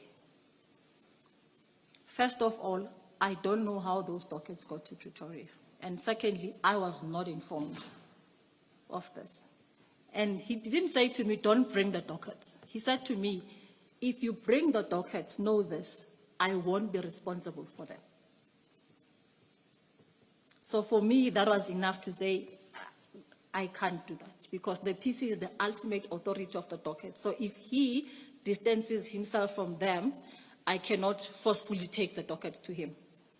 You know, and I remember, if maybe I can take the commissioners to paragraph 42, where I say, and in all honesty, Shamase is a very strong man. Shamase, in Zulu, we would say, we bamba ngezandla zombili, you know, and on that day, he just went down, like, he said to me, General, what's wrong, Moshelila? That's the moment I got a wake-up call. You know, this, Shama at some point was my divisional convener, so I know him. I worked with him. that for me was a wake-up call to say, there's something that's amiss in this whole process, you know. And I did apologize, and I said I didn't know, and also I had no idea that this matter would invoke so much emotions on you. And I said to him, I think I'm just done, and I won't call him again. On the 25th, I called the National Commissioner, and I informed him that I did phone General Mkhwanazi to hand over the dockets, and General Mkhwanazi said he's not taking them, and if we bring them, he will not be responsible for them. Another surprise, National Commissioner, I remember we discussed at some point that we don't want another task team. You know, so I said to him, General, in all fairness, if General Mkhwanazi refuses the dockets, I don't think we need to even think task team. You can't disband a task team and formulate a task team. That is not operationally sound. The National Commissioner advised that actually talk to your boss, and I want to use his words exactly. I'm not sure where I wrote it. Where he said... At paragraph 45? 45? Five. Okay. And he just said to me, your boss should decide what to do with those dockets. Now, again, it was another, take me out of it. And was this a reference to General Sibia? Yes, when he said, your boss. Yes, so he said I should engage General Sibia. So I called General Sibia on the same day, the 25th. General, before you move to the call with General Sibia, yes. At paragraph 45, you explained that during the National Commissioner's testimony, he testified that at some point he heard that the dockets were in head office. Yes. Can you explain, at the point that you call him to say General Mkhwanazi is refusing, did he know that the dockets were in the head office? Which paragraph are we at? At paragraph 45. 45. Okay, where he said he had informed General Sibia that those dockets should be returned to their station of origin. My sense, after I listened to the testimony, then made sense when he responded. So which means he was not expecting the dockets to be in Pretoria. That's the National Commissioner, based on his response. General, can I take you back to 28 March 2025? Yes. In the action plan, item 2 on page 10. Okay. So the dockets would have been collected on the 27th. According to the action plan, there was supposed to be a stakeholder engagement with the NPA, including prioritization of the 114 cases. Did that engagement happen? If the Commissioner remember earlier when I testified, I said the focus of the plan just was central now to the dockets. All the other actions took the secondary role. So it was never discussed, and I don't know if it happened. So the dockets were collected, and NPA was not told that they are going to be audited and sent back to KZN. They ended up sitting in Pretoria for 4 months. Yes. NPA was in the dark. I believe so, yes, Commissioner. And again, I think, as I said, that of all the actions here, the one that was on the spotlight and the focus was just on the exchange of the dockets. The engagement with the NPA, and also because I was not responsible for that. So I don't know if it happened or if it didn't. I think the NASCOM can respond to that. General, it's not quite directly related, but it's because you're discussing the plan with Commissioner Khumalo, so let me just ask my question. I see I've promoted him to General. Yeah, to General. You are creating more confusion. I think there's too many Khumalos in the room. My question really is, the plan as we have it in page 10, it gives you the items. Yes. Now, we know from other evidence and that at some point, General Sibia gave an instruction that the members must go back to their, To their respective units. To their units. Yes. Was that ever an item in the plan, in any of the an earlier plan and the later plan? Commissioner, again, I'll take you back to my evidence earlier. I did say that in General Sibia's instruction, it said that the members should go back. But in the meeting of the 6th with the discussions, the agreement was that the 114 dockets must stay with the PKTT. So as a result, that item of the members moving back was, I think, thrown away. However, the deployment was reduced. Yes. Thank you. General, if we could then go to paragraph 46. You were about to tell us about the call you then make to General Sibia after you've spoken to the National Commissioner. Thank you, Commissioners. When I called General Sibia, I then informed him of my discussion with General Mkhwanazi and that he actually refused to take the dockets and that if we bring them, he won't be responsible for them. And also that the National Commissioner said I should tell him that he must direct how the dockets should be dealt with. I think I put it kindly instead of what National Commissioner said.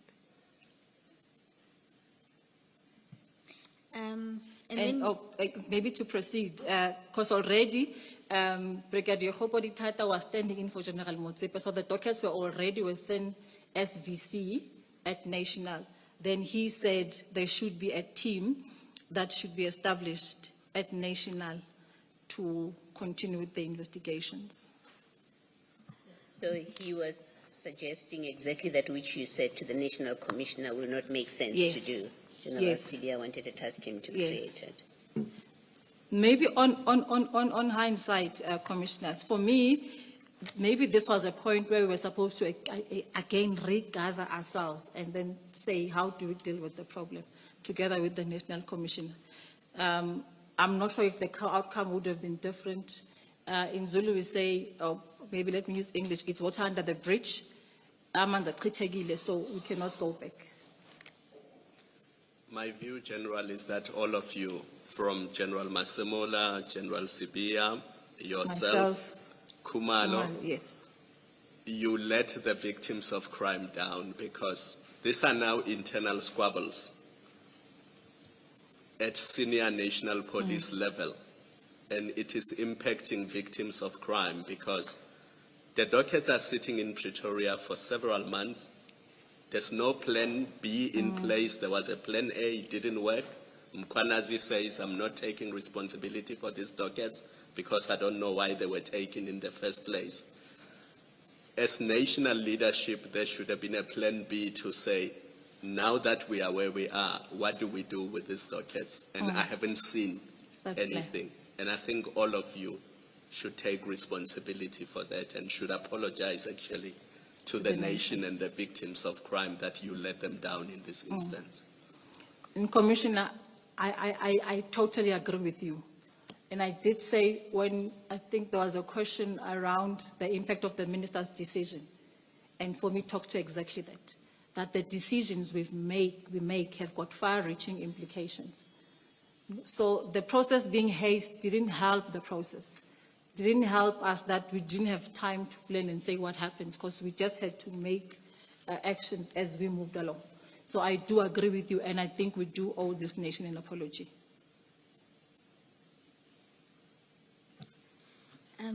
General, you say there that General Sibia advised that a task team be established. Did you say anything to him in response to this suggestion? I've always advocated the approach that you cannot disband a task team and have another task team. Then why disband this one if it's working and have another one? I mean, I don't think even in terms of auditing, we would get away with that, you know. But maybe most importantly for me, and I think this is where I also agree with Commissioner Khumalo to say, after realizing that this has become a challenge, and it now is my baby. So I went back to the plan and said, but my responsibility was to do the handover. General Sibia is actually the reason for the docket to be in Pretoria. So as the National Commissioner said, he didn't say, I deal with it, Sir General Spear must deal with it, so I said, he must deal with it. And so, General, when he, oh, Sorry. I suppose, I mean, is it fair to say that if General Sibia had become in charge of the dockets because he gave the instruction that they should come to head office, it was incumbent upon him to direct a plan B, as it seems he ultimately did, by saying audits must be done, a task team should be constituted that will deal with the investigations. I mean, he was implementing the minister's decision. Is that not fair to say? No, you are correct, Commissioner. You know, I think safe to say the whole process was flawed because under normal, we've never had such. I gave examples of operations that we are doing in the Eastern Cape and Emanguzi, where your decommissioning is done properly. And Commissioner, you're right, there's a plan. And one example is in one of the provinces, where I got a call from the commander to say, but General, we are being decommissioned. I'm left with only 2 detectives and my docket load is quite high. Can we get more detectives? That's how it happens, you know.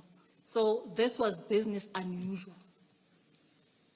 So I think for me, the results show for themselves. General Sibia, would he have experience of decommissioning of other teams, experience in the sense of knowledge, not necessarily that he was personally involved? Would he know that there's a way of doing this, and this is what we normally do? General Sibia has been in the police longer than I have, so I suppose he would have known. But like I say, it's a supposition. I'm not sure on fact. But you would expect Yes. that he would know Yes. that there are ways in which the police deal with decommissioning of task teams. Thank you. General, just a follow-up question. Yes. Assuming Plan A had been implemented, do you believe that there was capacity at local station level for the detectives to take over these dockets from the PKTT? So if Plan A had been implemented as envisaged and these dockets were reallocated to local stations, was there capacity there to continue with these investigations? I will start by saying that for me, I think the PKTT was effective enough to deal with those, but also they were seized with the right mandate. Taking them to the station, again, would have led to your single docket investigation, you know, and I think in dealing with your organized murders or hit murders, don't require your conventional policing or investigation methods. You need to go unconventional. So in that way, I don't think it would have received the same attention or the resources that were within the PKTT. General, you then, at paragraph 47, sort of sum up your sense of where your responsibility stopped. Can you explain this to the Commission? As a divisional commissioner, I always respect the mandate of the PC. And sometimes I see it as we need each other to be able to function optimally. You know? So when General Mkhwanazi distances himself from the dockets and the National Commissioner says detectives deal with it, that signaled to me that I don't want to get myself involved. As I said, General Spear, in my message, I'm here to work and not to get myself involved in any issues that affect policy. So for me, after those calls and talking to General Sibia, honestly, I said, I'm done. And for me, commissioners would talk to my role, because I did my part. I spoke to General Mkhwanazi, he refused. What more can I do? And then, General, at the middle point of that paragraph, you say there that it was General Sibiya's instructions, follow-up and inquiries to both yourself and General Khumalo that caused the dockets to be removed. Do you care to explain this? If there was no instruction from General Sibiya, and Commissioners, I'm saying this again, having a blindfold of what took place in January with the National Commissioner, the discussions, mine was just to do what was written by General Sibiya and General Khumalo's letter. So if he didn't write those two letters, those dockets would not have come to head office. Or actually, for me, there would not have been an implementation. It would have been different of the ministers as he directed.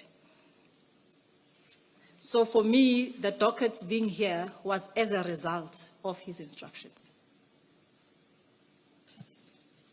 Thank you, General. And then at paragraph 48, you speak about a letter that you then received from General Sibiya. Can you talk about that? Yeah.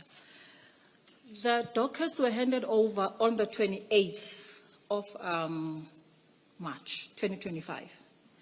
And we tried to hand them over, then we hit a wall, there was stagnation, and on the 24th of April, whilst doing my day-to-day administration, then my office gives me a letter signed by the DNC dated 22nd April 2024. It's a new letter over and above the one of the 2nd. And in this letter, he indicated that in complying with that directive of the minister and subsequent directions, which means the one that he gave me in General Khumalo. Now, I must also hasten to mention, Commissioner, that this letter was written to both myself and General Khumalo, not only to me. It was one letter. And he said we must conclude this handover process by the 24th of April. And he specified amongst the actions that this included transfer of all dockets, closed, currently under investigation, and court-going dockets to the Division Detective and Forensic Services. General, and this letter and these instructions, wouldn't that be against the plan to be asking for all dockets, including those that were court-going? Probably that's the reason why there was no action on the letter, because in my assessment, he was now overreaching. Remember, there were his instructions, then the matters got a ventilation, or we did ventilate them at the ministers' meetings. And there were agreements, and there was that in-principle approval. Now, outside of those, now he's asking for all dockets. Now I'm thinking, but all dockets under investigation already have been transferred, so which ones are these?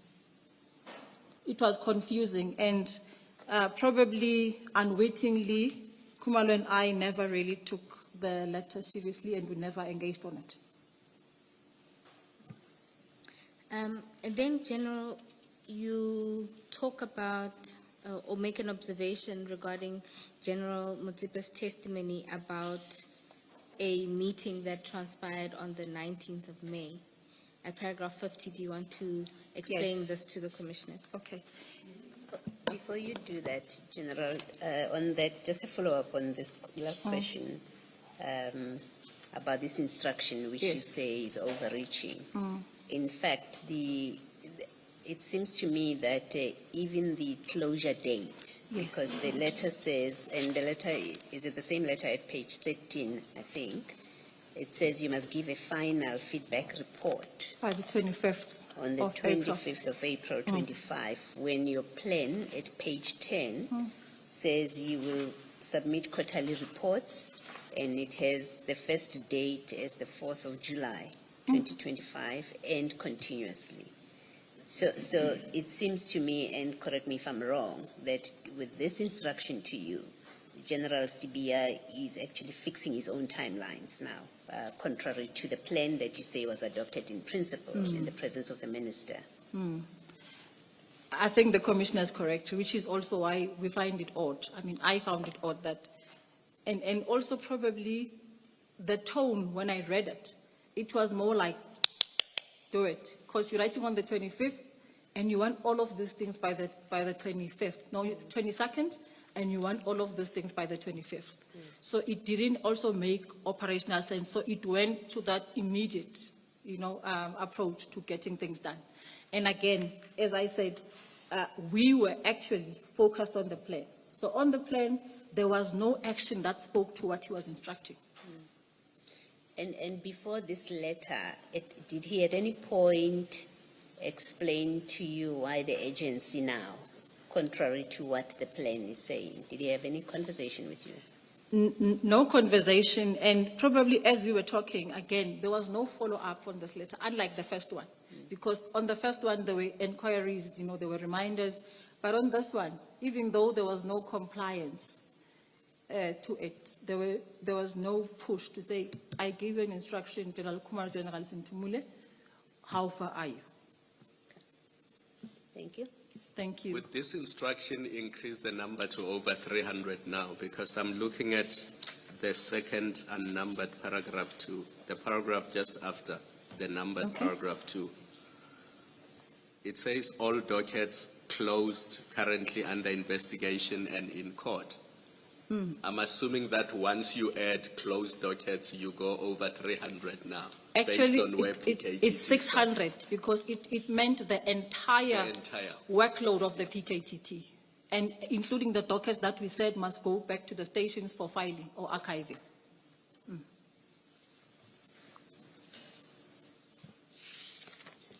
General, in your statement, you then talk about General Motsepe's testimony as it related to a meeting that would have taken place on the 19th of May.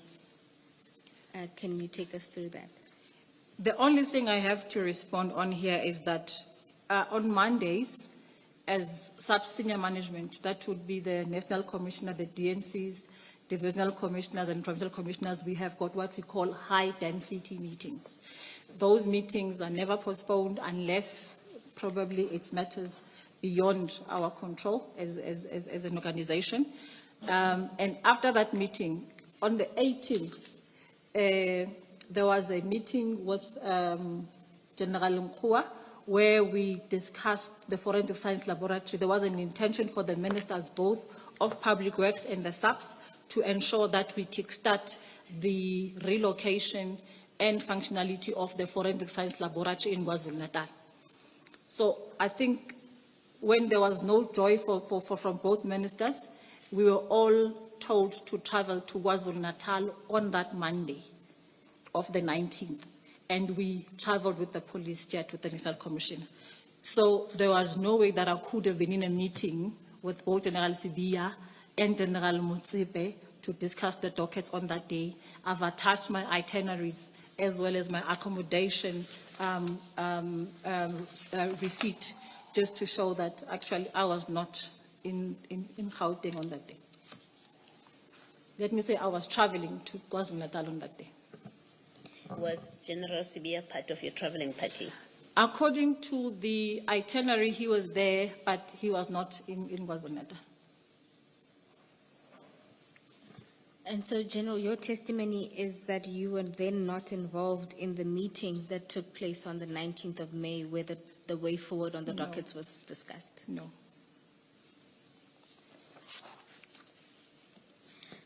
General, then we can move to paragraph 51.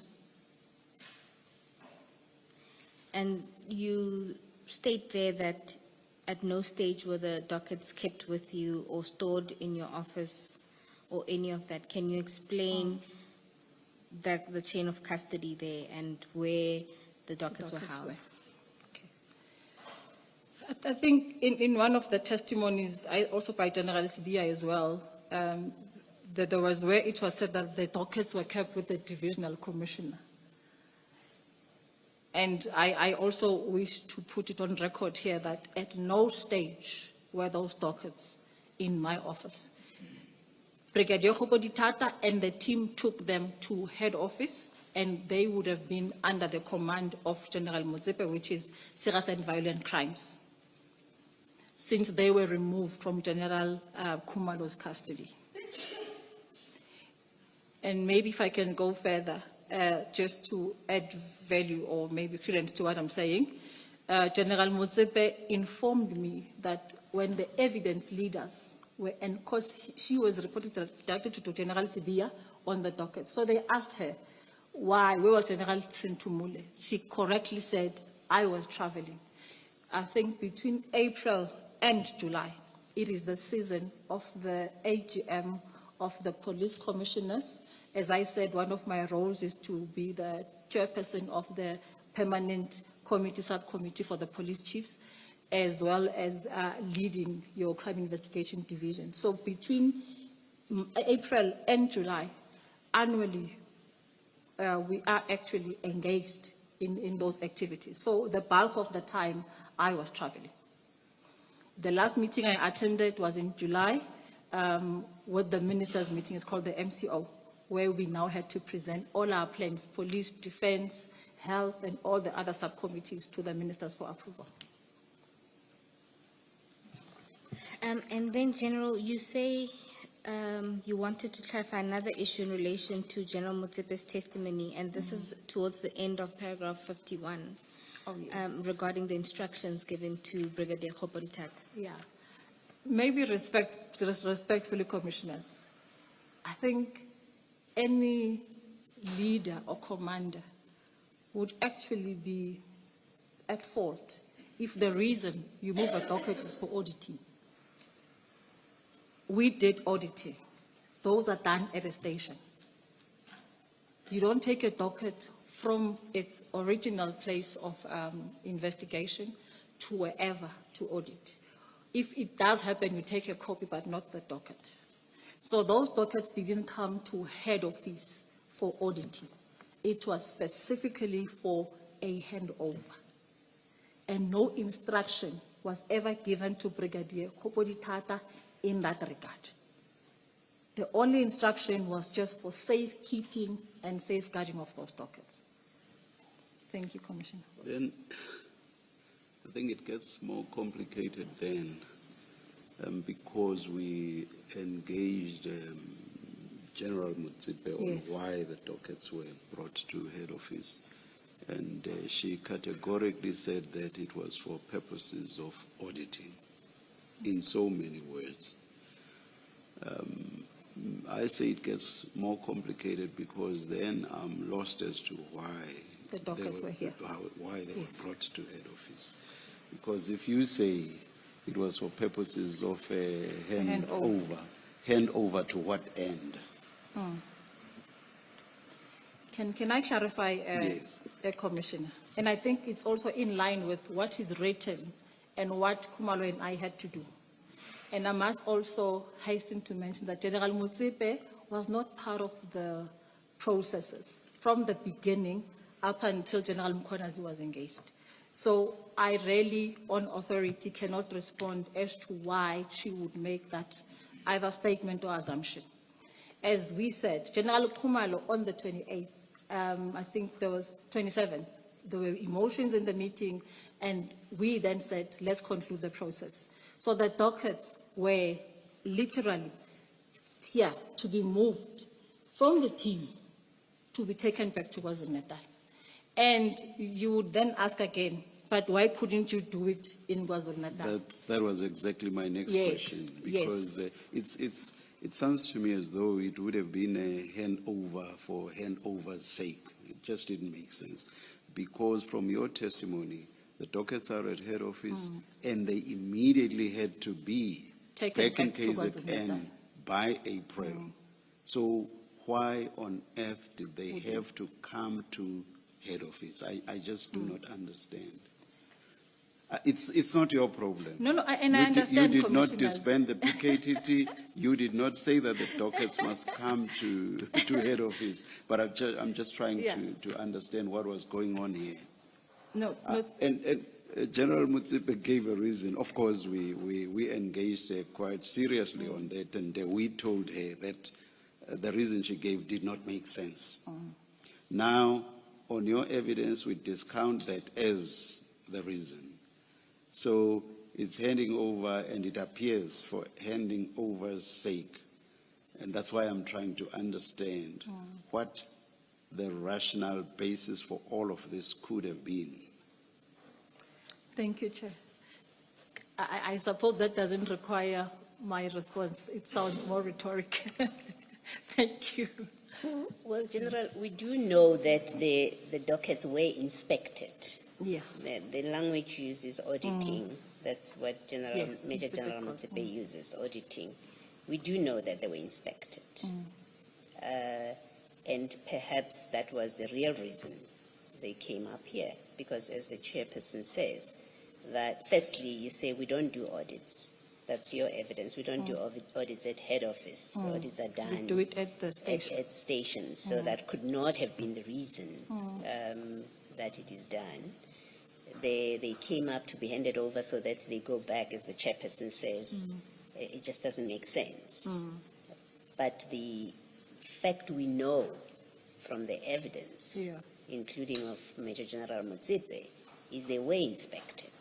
So perhaps that was a real reason that they were brought up here, to inspect them, to see what is inside those dockets, because we know that's the only thing that happened. And Chairperson, is this the point where I actually exercise plausible deniability? Because it's on a lighter note, Commissioner. We know you were not there. I'm just putting to you what the evidence is, that as we theorize about why the dockets would have been moved up and down in a way that doesn't seem to make sense. What we do know, though, is they were inspected. Someone was instructed to look into what's in those dockets. And perhaps that's the real reason they came up here. Thank you, Commissioners. Following up on Commissioner Baloy's point, I suppose it was not a question because you did not respond. Are you aware that following the audit, I don't want to use open quote, close quote like chair, but you get my point. There was then a proposal, a financial proposal, prepared by General Motsepe.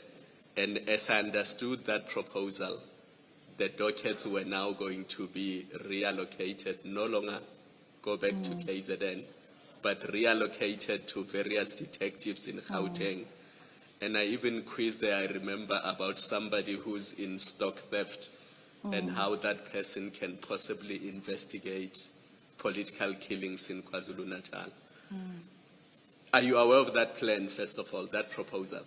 I was aware. If I can take you back again, General Sibia did say when I spoke to him about NATCOM's response and General Mkhwanazi's response, to say that they will have a team at head office. And I think that came also with asking for financial authority for a team to be assembled. So I am aware. So probably General Motsepe was now, what can you call it, implementing that General Sibia's proposal.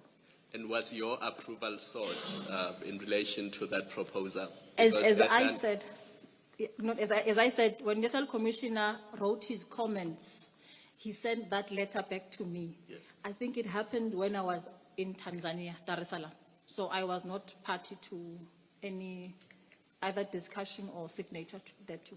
In the normal course, would you have had to approve it? Yes, I would have had to recommend, not approve it. Yes. Yes. And you did not recommend it? It didn't come to me. It didn't come to me. Thank you, Commissioner. General, and had it come to you? Can I be protected, Commissioners? Thank you. Thank you, General. Then at paragraph 52, you speak about a meeting, a minister's meeting that was called. Can you explain the events around that meeting? Yeah. In responding to this, Commissioners, I want to take you back to the meeting of the 28th, when the minister said he will no longer engage with us on the PKTT disbandment matter. He will only talk to the National Commissioner directly. But on the 23rd of June 2025, General Sibia sent me a WhatsApp message, I'm not sure if I did send, where the minister had called a meeting and National Commissioner extended the invite of that meeting to General Sibia and General Khumalo, to the both of them. General Sibia called me and asked that I assist, actually that I join him in that meeting. And I remember saying to him, I think it's even on WhatsApp, to say that, but the meeting was only extended and limited to you and General Khumalo. He then asked me to come and assist them with writing a report in terms of the process and where we were. When I got to his office, General Motsipe was there assisting him with writing the report.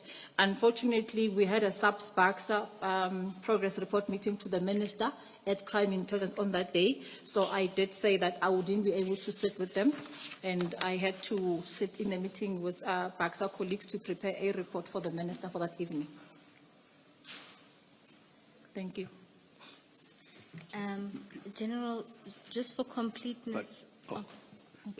Part of your last sentence, in paragraph 52, you say, I had no interest in getting involved in any further interaction with the dockets, especially after my discussion with Lt Gen Mkhwanazi and the National Commissioner. Why was this so?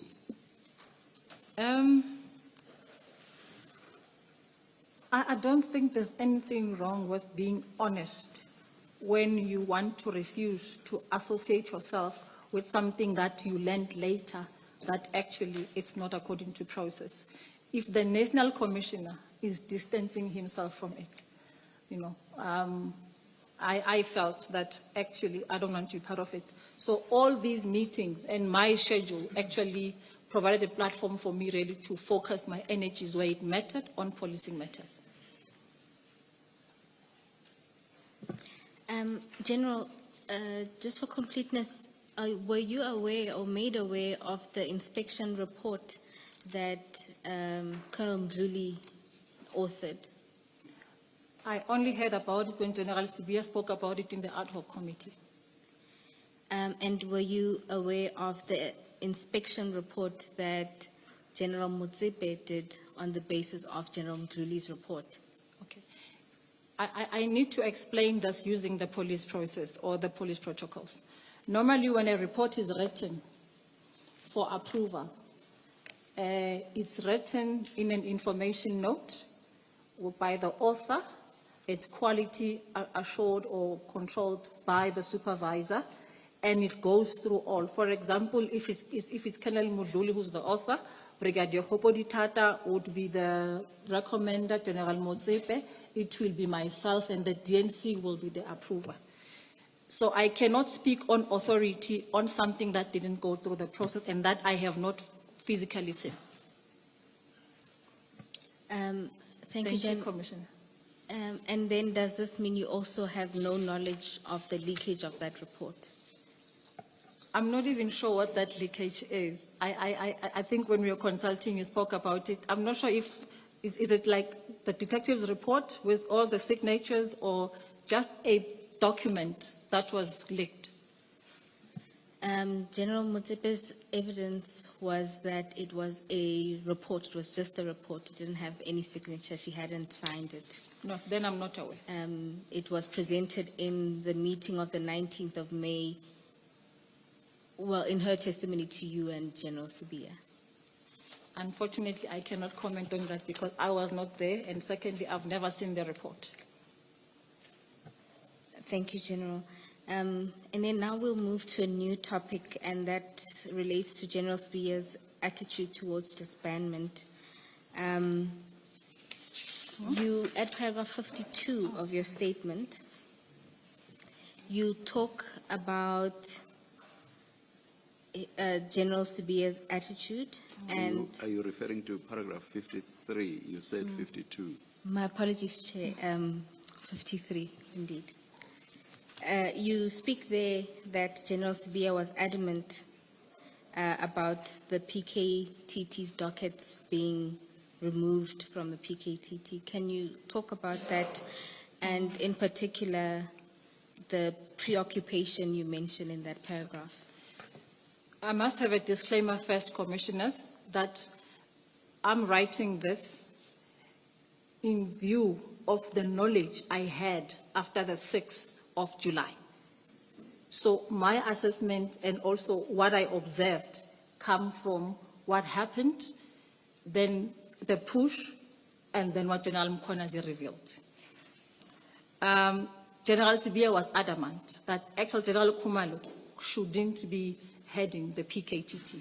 It's a detective matter, which I differ because it's a combat matter, and therefore the dockets must come to me.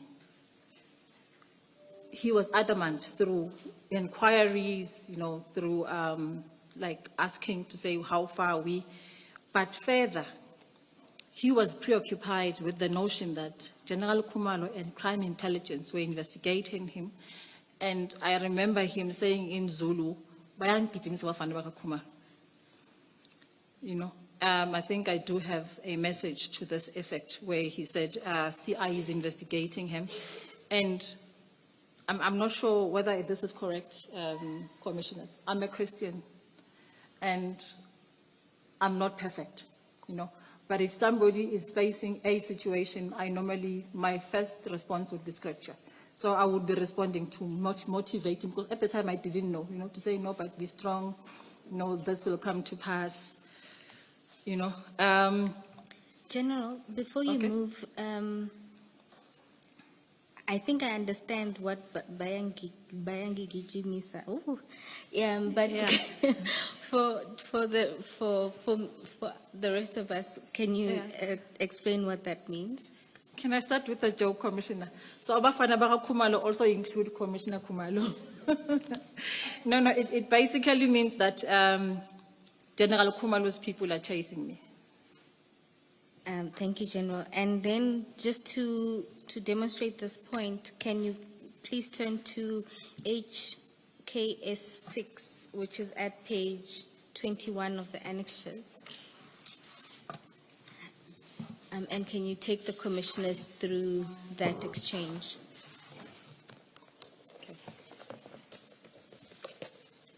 In support of my assessment, Commissioner, I actually go back to a clip that General Sibia sent me of General Mkhwanazi, where he said that Khumalo is assisted by the PKTT to investigate me. And I think he sent it to me in the evening. So I said, good evening, General. I can't open the clip. Can you please send? And then I asked, Gauteng CI you mean? Because he just said Gauteng. So Gauteng for me, I'm thinking General Khumalo wouldn't be responsible for Gauteng investigations, and I'm thinking it could then be Gauteng CI. And then his response on the following page? Yeah, no, he says then both Gauteng CI and Khumalo, but they can only hurt themselves. They clearly don't know me. And I proceed to say, good morning, my DNC. It's not a great feeling to be chased for no reason. I've been there, I know. God again, we pray a God who says he will fight our battles. Vengeance is his, says the Lord. Then he responds by saying, the problem arises when you get chased by small people. Thank you, General. And reading that, or in that moment, what was your feelings or understanding of this interaction or what he was raising? Maybe before that, that page 21, the first exchange from him, I don't know if its context is what is contained in that clip. We don't have a context of why he would have said that. So which one? At page 21, he says, so Gauteng is assisted by the PKTT to investigate me. And then you say Gauteng CI, or you mean general, but then we don't know what precedes. Yes, there's nothing. These exchanges. This is the first message. So he sent me a video of General Mkhwanazi and then a message underneath. What, is there anything in the video clip that I couldn't makes open it. that makes that statement make sense? Unfortunately, as you can read the next one, it says I can't open. I think I tried to double click. Yeah. And I had to get clarity. What are you talking about? Are you talking about crime intelligence in Gauteng or just Gauteng? Because there are two Kumalos. There's Kumalo CI, there's Kumalo detectives. Okay. Yes. So does that mean you never got to know What's in the video? What's in the video, but No. also what he's talking about when he says Gauteng, CI and Kumalo are chasing him by Mkhwanazi. You never got to know what he's referring to. If the commissioner reads, it says so. Remember, he's been saying that Umbulazi Mkhwanazi. So for me, this was nothing new. So whatever was on the video was supporting his notion that Kumalo was investigating him. So in his saying to you that Kumalo is chasing him, in him saying that Yes. to you, he had never said to you why he says so. He's never said to you, this and that has happened. He's never given you that kind of background to those statements. I'm prompted to move to the other paragraph where I actually say that General Sibiya was prone to cast suspicion around those of us who were working closely with him. So I've been in a position where he said I was investigating him. Actually, where there was a case registered in IPID, and there were people who came into my office, like I was busy with the president. I think we were launching the lab in Eastern Cape. There was a raid in my office in Arcadia by IPID and Hawks when he said I was surveilling him.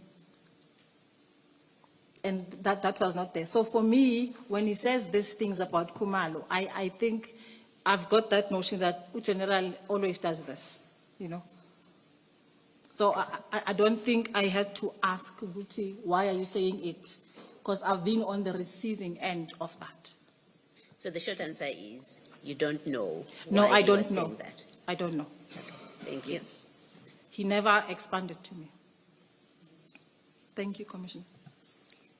General, in your response to Commissioner Baloyi, you touched on the investigation then into you after he was suspicious of you. Is there anything you'd like to add in explaining what happened there? There's a member within my division in forensic services who was a critical witness in a corruption matter by AXA. And that member had his wife and kids' photos taken. Apparently he got shocked and then he collapsed. He was taken to hospital. When in hospital, there were pictures of him taken in hospital. So probably they were saying, we know where you are. You know. So there was a complaint that came through the initial commissioner, and General Masemula said, I need to provide protection for that member. So in the execution of that, I don't know where the issue was, but apparently he said to the National Commissioner that I actually had hired people officially under official guise to surveil him. And National Commissioner didn't know because, I mean, he didn't know that it's this issue, you know. Fast forward, I engaged National Commissioner. I hear there's this thing because people talk and everybody looks at you with suspicious eyes. And I must say it's painful. Hence, I understood what he was saying when he said they were investigating him. So NATCOM said to me, but engage Sibiya if this is the issue. So when I engaged him, he said to me, no, General, if there's nothing wrong, don't worry, they won't find anything. So you can imagine every day having to wake up and there's an investigation that you don't even know anything about, you know. And I think the worst part was when my office was traumatized. I think my PA, who was the main suspect, because they said she was the one who was making this guy sign overtime and for kilometers. So her laptop and iPad were taken. And I must also say that these were subsequently returned to my office because nothing could be found, you know. So for me, when this thing of him saying he was being investigated or Kumal was investigating him, it made me go back to what I experienced.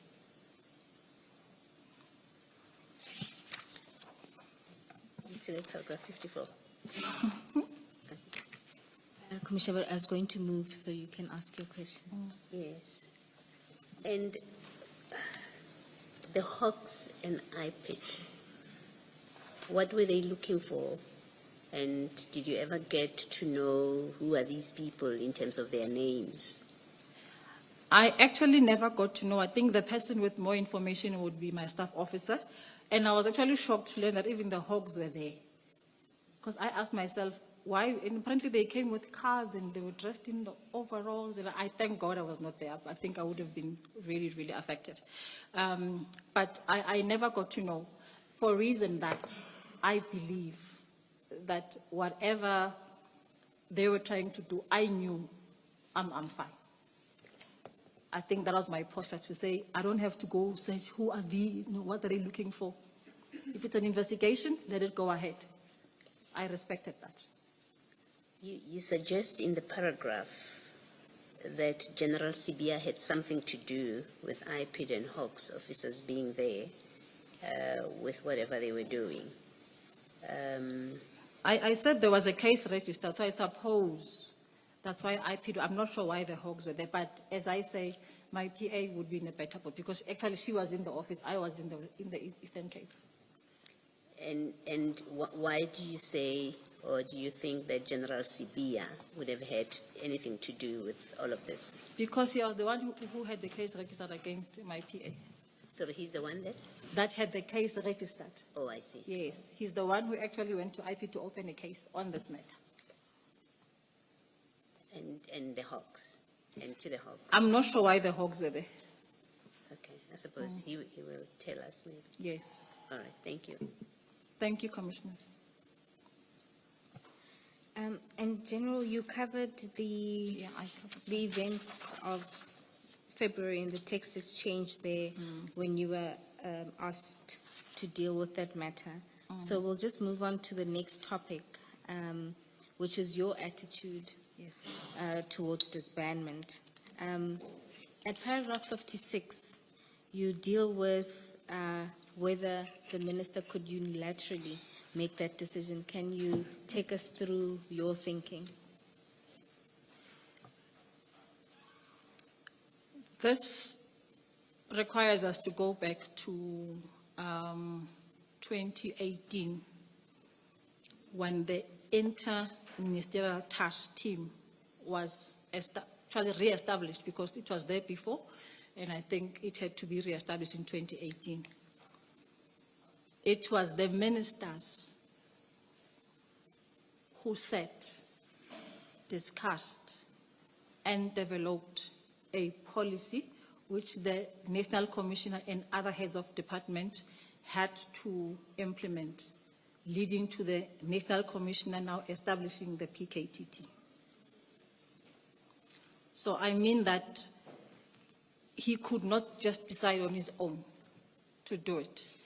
It was not only Minister Kele who sat and implemented the President's directive.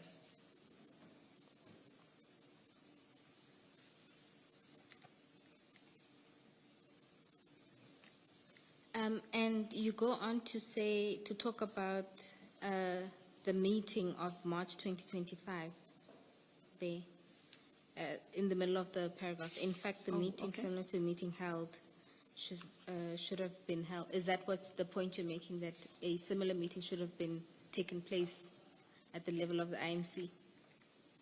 Not necessarily at the level of the IMC. The PKT already is running, but at an organizational level. You know, I think it would have been fair to have similar meetings. Like I also say, Shamas or General Mkhwanazi should have been a central figure in those meetings. He is the one responsible for policing a province. You also say that the minister should have been briefed on the work of the PKTT. Is your understanding that prior to making this decision, he wasn't briefed? It's my knowledge. Maybe the briefing took place, but I was not there. However, from what I understand now, there should have been a proper briefing. We sit at the NOC, which is our National Operations Center, and we discuss such matters almost every week or every month if we can't do it on a weekly basis. So this for me would have been one of those NCCF, that's the National Crime Combating Forum, chaired by General Musikidi as the head of policing, where she directs interventions. And if like the decommissioning is done from her office. And then, General, at paragraph 58, you say even if he could make a decision regarding disbandment, he could not have directed that it happen immediately. Can you explain why you say this? For me, maybe the even if he could part, I would negate, ne? But say for any decommissioning, there is no immediate.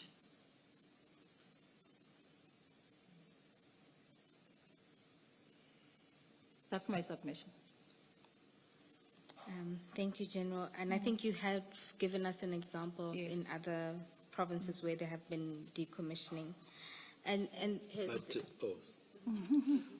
I wanted to say, but I would be reluctant to state it as generally as you do, because there could be a unit that has been shown to act in a most deplorable manner, and whose operations would just have to be brought to a halt immediately.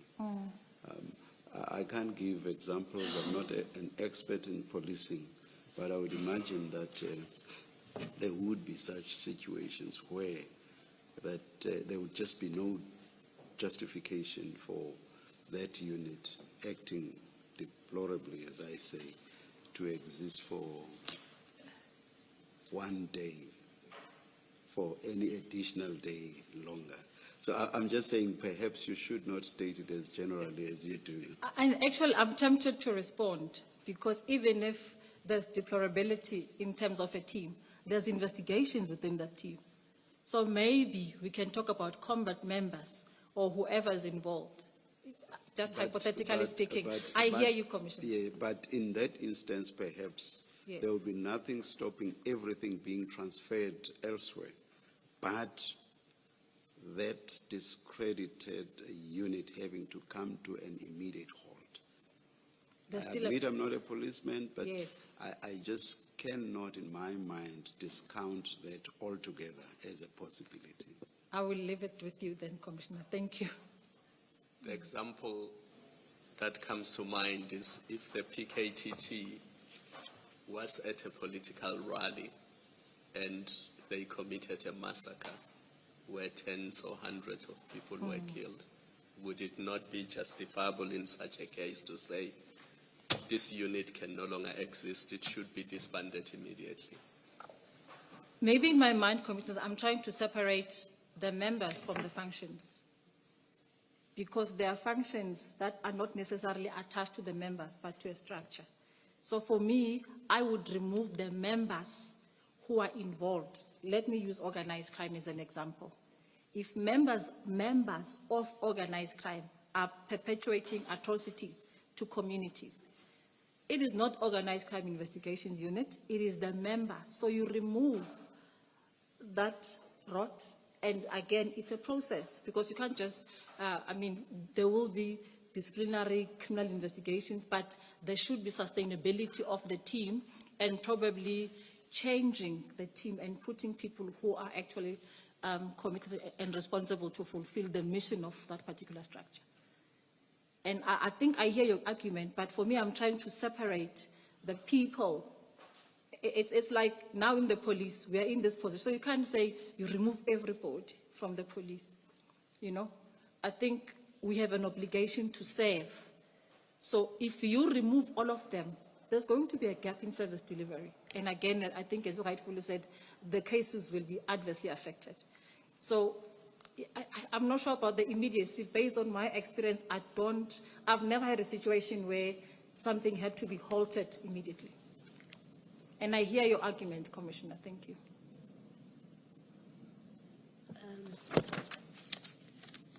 Has the minister, I mean, in the time before he went on leave, or he was placed on leave, has he looked at, reviewed, if that's the word that we choose to use, at other task teams of the SAPS and their performance, their effectiveness, and whether any action needs to be taken in respect of those?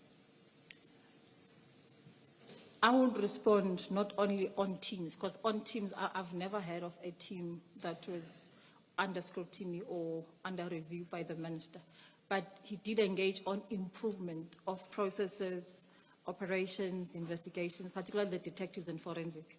So anything outside of that, I would not have any knowledge of.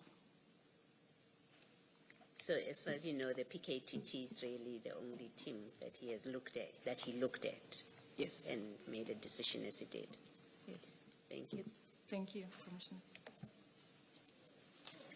How many task teams do you know? Do you remember offhand? Are they in the SAPS? There is a lot, and I think I would have to go to NOC to get that those figures. But there's a lot. We have in the Eastern Cape, we have in the Western Cape, we have in KwaZulu-Natal, we have in Mpumalanga. So there is a number of intervention teams. And all of them are national task teams. All of them are national. Thank you. I think a figure just under 10 was mentioned. It's more than 10. More than? Yes. There is a lot. Because Thank you. if, for example, we have a community engagement, and I'm going to use the Eastern Cape as an example, and there are issues there that relates to murders, extortion. We had a rise in insurance murders. So immediately, the National Commissioner then calls all of us and say, let's deploy a team. And that is done through combat. That's the National Operations Center. Thank you, Commissioner. Chair, just for some guidance. Let's continue. I think we are close to the end. Yes, certainly, Chair. Thank you, Ms. Bowen. General, at paragraph 59, you talk about the necessity of consulting and that you would have been one of the people that ought to have been consulted. Can you explain this? And I also, in my response, I want to separate a person from a post, or actually a position. So for this to happen, all the operational heads, not just myself, crime intelligence, operations, visible policing, as well as detectives and forensic, they are key in such decisions, because we deploy our members in support of the province who are actually called from I think there's a word for it, I just forgot it now. They are on detachment duty.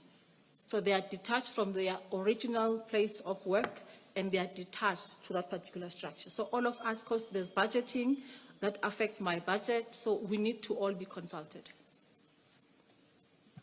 General, if you look at the last sentence in paragraph 59, you say there that the divisions should have been notified or of the instruction from, or of the disbandment instruction. Is it notified or is it consulted, or both? It could be both. Notified because it comes through an instruction from the NCCF. So I will then have to call the DNC, and I want to use another example where one of the provinces, again, there was a team there, and it was decommissioned by the NCCF, and we were notified. However, there were almost 200 dockets on hand, and all the detectives had to return to their station of origin. We then made a request to General Musigidi to only extend the detectives to conclude their work. So we were notified, and I think through consultation, we were able to get an extension for the detectives to continue with their work.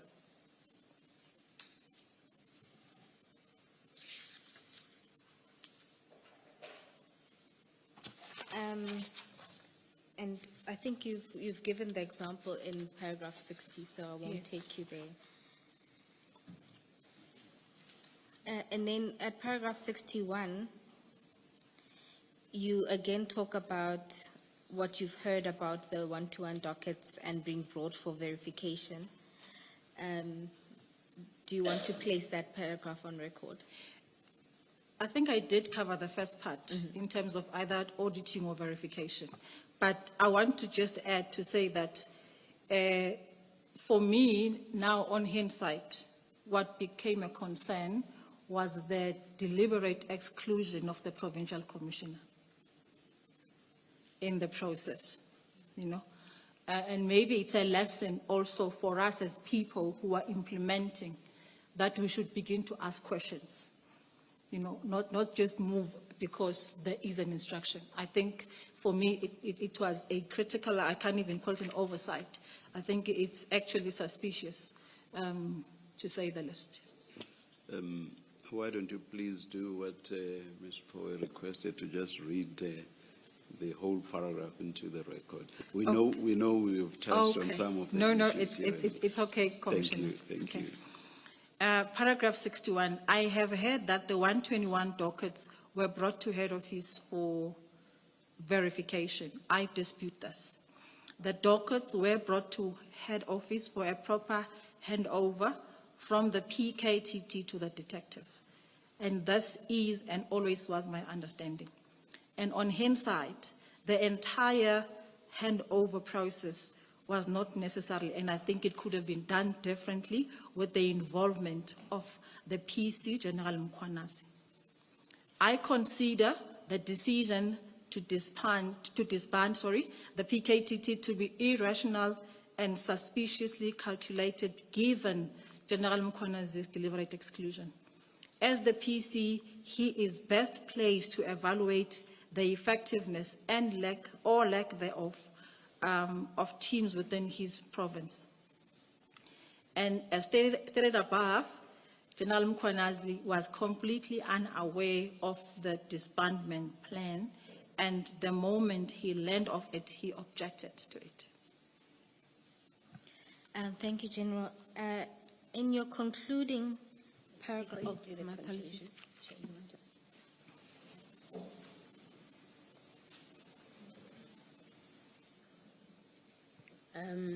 General, where you say as a provincial commissioner, he should have been part of the process. Yes. Is best placed to evaluate the effectiveness and lack thereof of teams within his province. Now, how do you relate that to evidence or testimony, we say, that the PKTT was draining resources? They were using a lot of financial resources, which therefore deprived, and I think Major General Motsepe, and she must forgive me if I'm misrepresenting her evidence, it might be another witness, that there's a concern that the PKTT rather, they're using all this money, which should actually be applied across the board to other teams, and that in itself is an argument against the continued existence of the PKTT. If my recollection is correct as well, I think what General Motsepe also said, the use, for example, of ballistics resources as part of this multidisciplinary team reduces the number of people that are available in your laboratory to support the other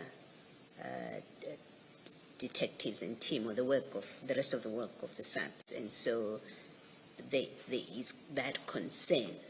And firstly, what do you say to that kind of critique? But two, if there is validity to that, is it really a matter that the dissolution decision that in any way depended on what General Mkhwanazi says about the capability and the capacity of the people in his province? I don't know if you understand my two. No, you no, had my I- two questions. I will try to respond, and again with a disclaimer to say I'm not going to respond to what General Mutsepe says, but I also said I would rather focus myself on the process. Operations generally cost money, and if you are to make an impact, you definitely need the resources, not only in terms of human capacity, but also financially, technology, and others. The teams we have throughout the country are draining SAP's money, not only the PKTT. And it is because I think over the years, our budget has been reduced. But it doesn't mean that money becomes the main motivator for us to actually disband a team. I think it's all about operational effectiveness. We've had instances as recent as now with the new minister, where we actually had to approach the CARA funding to assist in police operations. So for me, I don't want to really get myself involved in whether the PKTT was draining resources, but I can respond and say that even the teams that we deploy, we come to a point where we are told there's no money and we have to reapply to the CFO for extension or actually for expansion of the budget. So it's nothing unbecoming. It's how it works. And secondly, on the resources, I think I forgot to mention that one of the things that we did, and with General Sibia as well, was the establishment of the CIT Center at Tshwane Academy at College.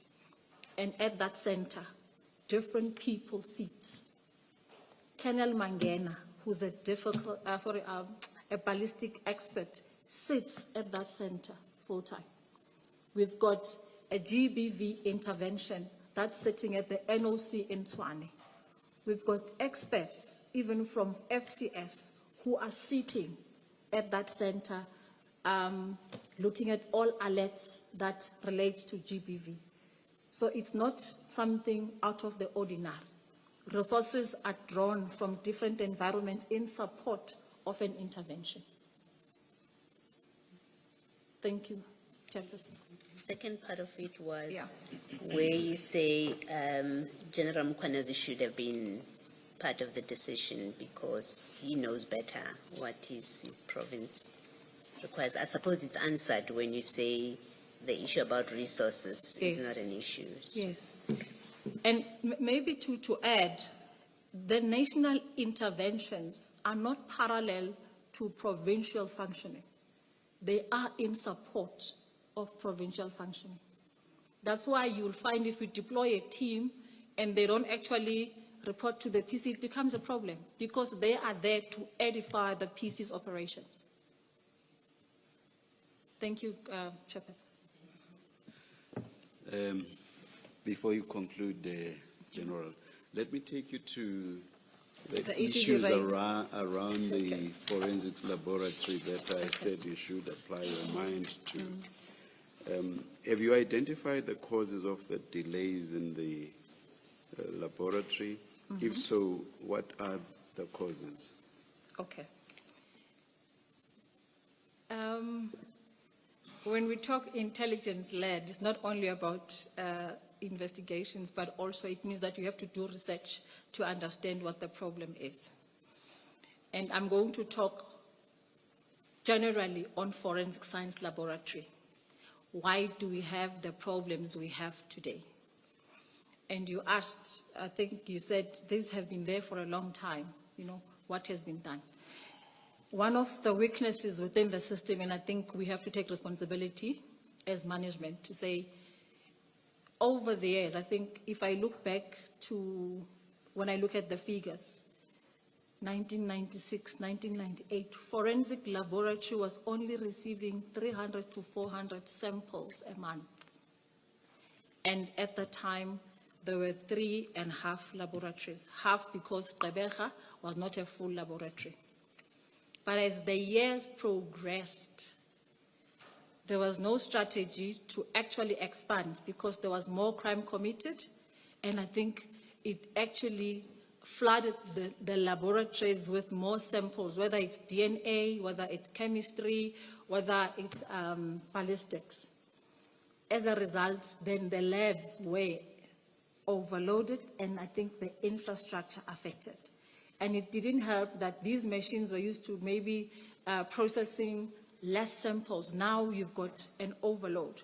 So again, we didn't have, when I say we, I'm actually putting myself in, because even if I can't say I was not there, you know, it's all our responsibility. Now you also have the same number of members, the same number of machinery, the same infrastructure, but the workload has increased. So having realized that problem, and I think also it would affect the output, because we normally say that for your routine cases that are just, you know, easy cases, you take 35 days to conclude them. But because of the overload, you find that cases, yes, are concluded, but it is outside the prescribed norms. I think that's what we are raising here. Then that also leads to delays. Please hold your thought and don't forget what you are going to say next. But for me, just to have a clearer picture in my mind, can you relate the increase or compare the increase to the 300 cases around 1996? I will give an example that for the 2 quarters of this financial year, the workload of the laboratory was around 400,000. And that is an increase again from last year, where we closed the year, I think it's about 784. And remember, every week, all the 9 provinces conduct high-density operations. And from that also, we get more forensic material for testing. For all the convicts of, I think, Schedule 5, all of them have to have their buccal samples taken.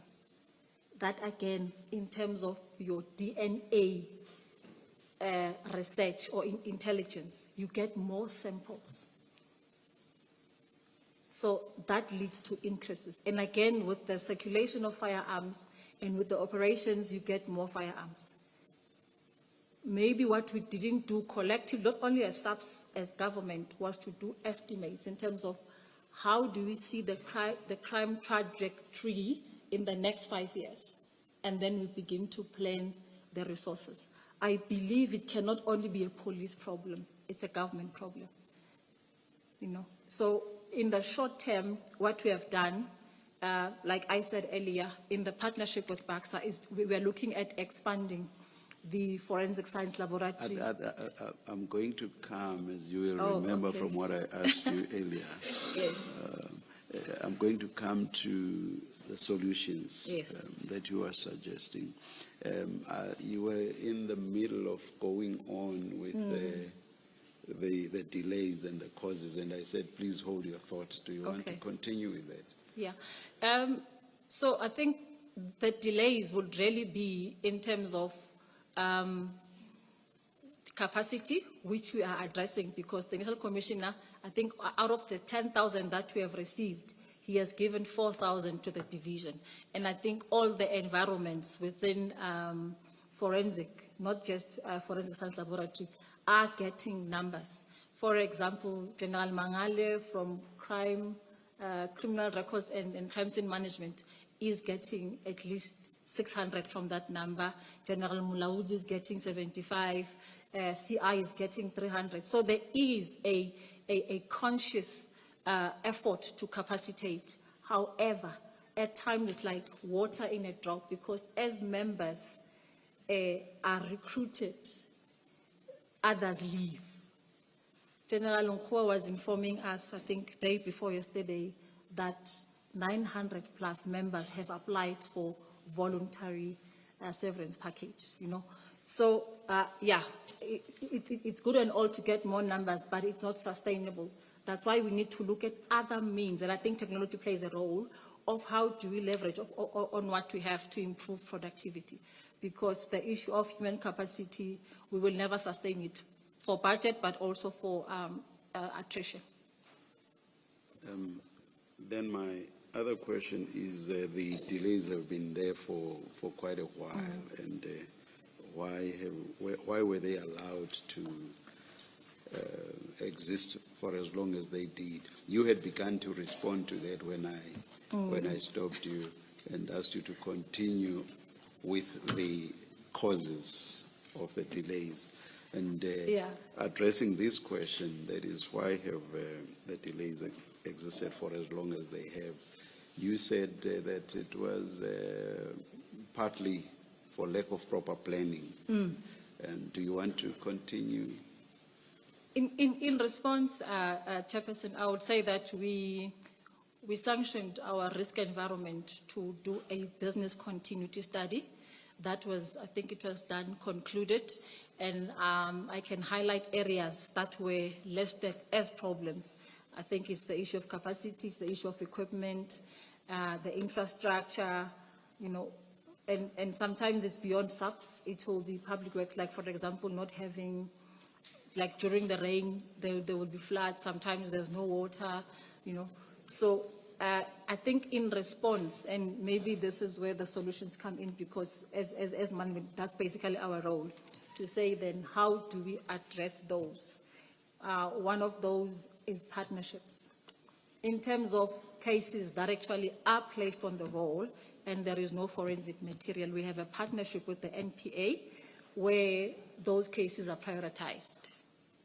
That's one, and I think we've got figures. If my memory serves me well, a total of 42,212s were submitted either last year or actually the first 2 quarters. So we do push, because that's the only thing we can do for now. But also we make sure that our members work over and above the normal working hours just to cover the shortfalls. We need to move into a space where we think sustainable solutions, hence our partnership with Business Against Crime. That's really coming to the party to assist us redefine the service delivery value chain for the police. We can only do so through partnership, you know. In terms of the figures, I actually made a request to the evidence leader that whilst acknowledging that we have got problems, but I think we could submit to the Commission a written report of the state of forensic science laboratories, and maybe see if also this can help garner resources for the environment. By when do you think you would be able to do that? Would Friday next week be too soon? We can try and push, Commissioner. We can work around the clock. I'm sure it's something that already we have compiled. We did compile your business case analysis, you know, so it won't be starting from scratch, but it will be building on what we already have based on the testimony that was presented to this Commission. Let me take you back to human resources. Yes. You said you have problems there because some members will, as you try to fill posts, other members are leaving. Are leaving, yes. And how do you think that can be addressed? Or should we leave that? Should we leave that for the report as well? Not really. Yes. Maybe it's something that I can just talk about, because I think it's necessary. You cannot stop members from leaving, but you can encourage them to stay. You know, and I must be honest with you. In the current state that we are in, I'm not sure how many will be willing to stay. However, we do receive a lot of a request for extension. We do receive a lot of people who want to come back on contract. So we are encouraging that, but at the same time, maybe we need to look at also our recruitment to retirement strategy. How do we even retain those who are there to avoid the issue of early departure that also affects our resources? Officer Mkhabela is here, Brigadier? Brigadier Mkhwanazi. Brigadier, yes. Thank you. From his evidence, we got to know that there's the Abyss facility. Yes. And my understanding, or our understanding, is that this is a very useful / efficient facility. But he told us that they are not getting optimal results from it, not because of it, but because of the lack of, again, human resources. Okay. Do you want to comment on this? We advertised posts Because for... he said, for example, its output, I think, if I'm not mistaken, would be in the tens of thousands. But after that output, you need warm-bodied Bodies. Okay. individuals to then work through that output. But he says those warm bodies aren't there. I think before he came, there were posts advertised for ballistics, but also in the new intake, there are also posts that are advertised. I think because we had an issue with equity guidelines, which was signed, I think, day before yesterday. So now we're going to see things happening. I think not only ballistics, but the entire organization couldn't fill any posts because of that. But beyond anything, we also encourage members who are internal. You know, let's say somebody is in visible policing but has got a desire or passion, you know, for firearms, to apply for a lateral transfer. Maybe that's also what we can, and I know that the National Commissioner gave us 1,000 posts for lateral transfer. So we can look at also utilizing that process to make sure that there are warm bodies. The commanders also are given the leeway to headhunt, you know. I know when I was in organized crime, there's a team that I took from a station because there was no capacity. So we also need to think creative in terms of how do we leverage on what is available to us and make sure that we build that capacity. I also request that maybe as part of that report, we also cover the issue of how we are going to build capacity for this environment, not only ballistics, but also for all the FSL environments. Would you say that this issue is seriously on SAPS's radar screen, as I think it should be? That is the delays and what needs to be done. As a country, we always are fixated on DNA to the detriment of other structures. So maybe after his testimony, I know we did sit with the National Commissioner General Mkhwanazi.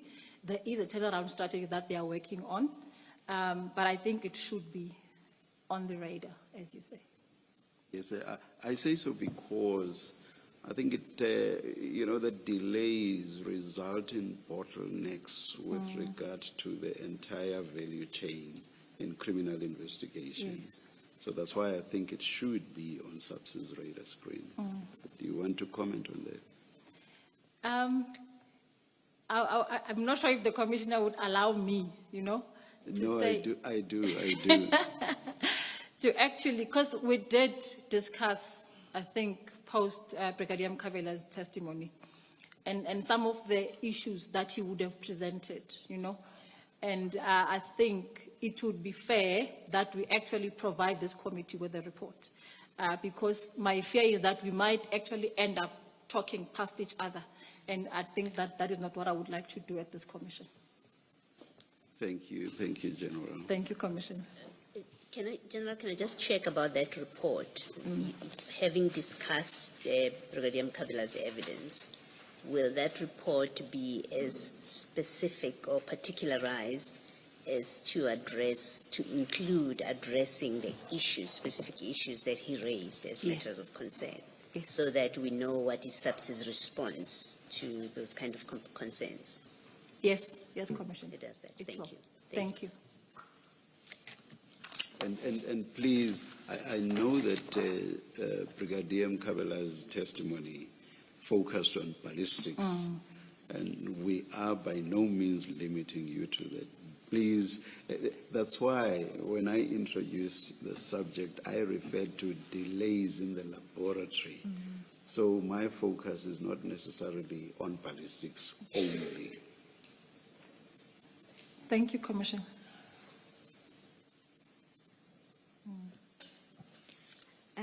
General, we are at the conclusion of your statement, and you can take the Commission through the last two paragraphs. Alternatively, you can always read them into the record. The choice is yours. Thank you very much, Commissioners. I'll start by saying that I think July 6 was a game changer for most of us in the police, particularly the leadership, because it painted a picture of a not so proper and upstanding organization. And I want to submit to you today that in my capacity where I sit, I take what I do seriously. And not just me, but there is a lot of police officers, and I think some of them came here to testify, who chooses this country over and above their families. In one of his testimonies, National Commissioner said, this job doesn't give you a life, and that is for a fact. So we are here not to be served, but to serve, and we do so with dignity and with honor. And I think on hindsight, I'm not sure if the commissioner would allow me to read that Yes. In getting involved in the disbandment process, it was because of the vocation or the position that you hold as instructed. And however, I think upon realizing that General Mkhwanazi was not in the process and actually didn't know about it, I expressed serious misgivings. And I also commend him, not that I want to join the queue of social media, but he called out what most didn't, and maybe because he was the most affected. And moving further, and I know that we have the nicest national commissioner who's also very operationally strong, if I may add. But I think he has an obligation to protect us as executive under his command from political exposure. It is difficult to work with people who, I think we would call them in organized crime, politically exposed people, the PEPs, you know. And I think the proximity between the executive, not only for SAPS, I think in government, should really be drawn, maybe one of the recommendations from the Commission, because this is where problems start. Once we have that close proximity to the minister, then lines get blurred, and I think the executive authority, who's the accounting officer, also does not know how to manage the department. And I submit that I think the minister ought to have taken time and effort to orientate himself with how SAPS works, and probably consult not just individually, but as a collective, executives, to share his vision. I'm one of the beneficiaries of his projects, the SAPS BAXA, that's his project, the CSIR project, you know, and allow us to operationalize his vision in line with his constitutional mandate. And for that, Commissioners, I thank you for the opportunity to be able to come and present myself to you. Thank you. Commissioners, I have no further questions for the witness. Thanks, Ms. Powe. Thank you very much, General. Thank you. Ms. Powe, what happens next? Chairperson, Commissioners, there are no other witness scheduled for today. This will be the conclusion of our evidence for today. So do we resume at 9:30 on Monday? Yes. Let us adjourn until 9:30 on Monday.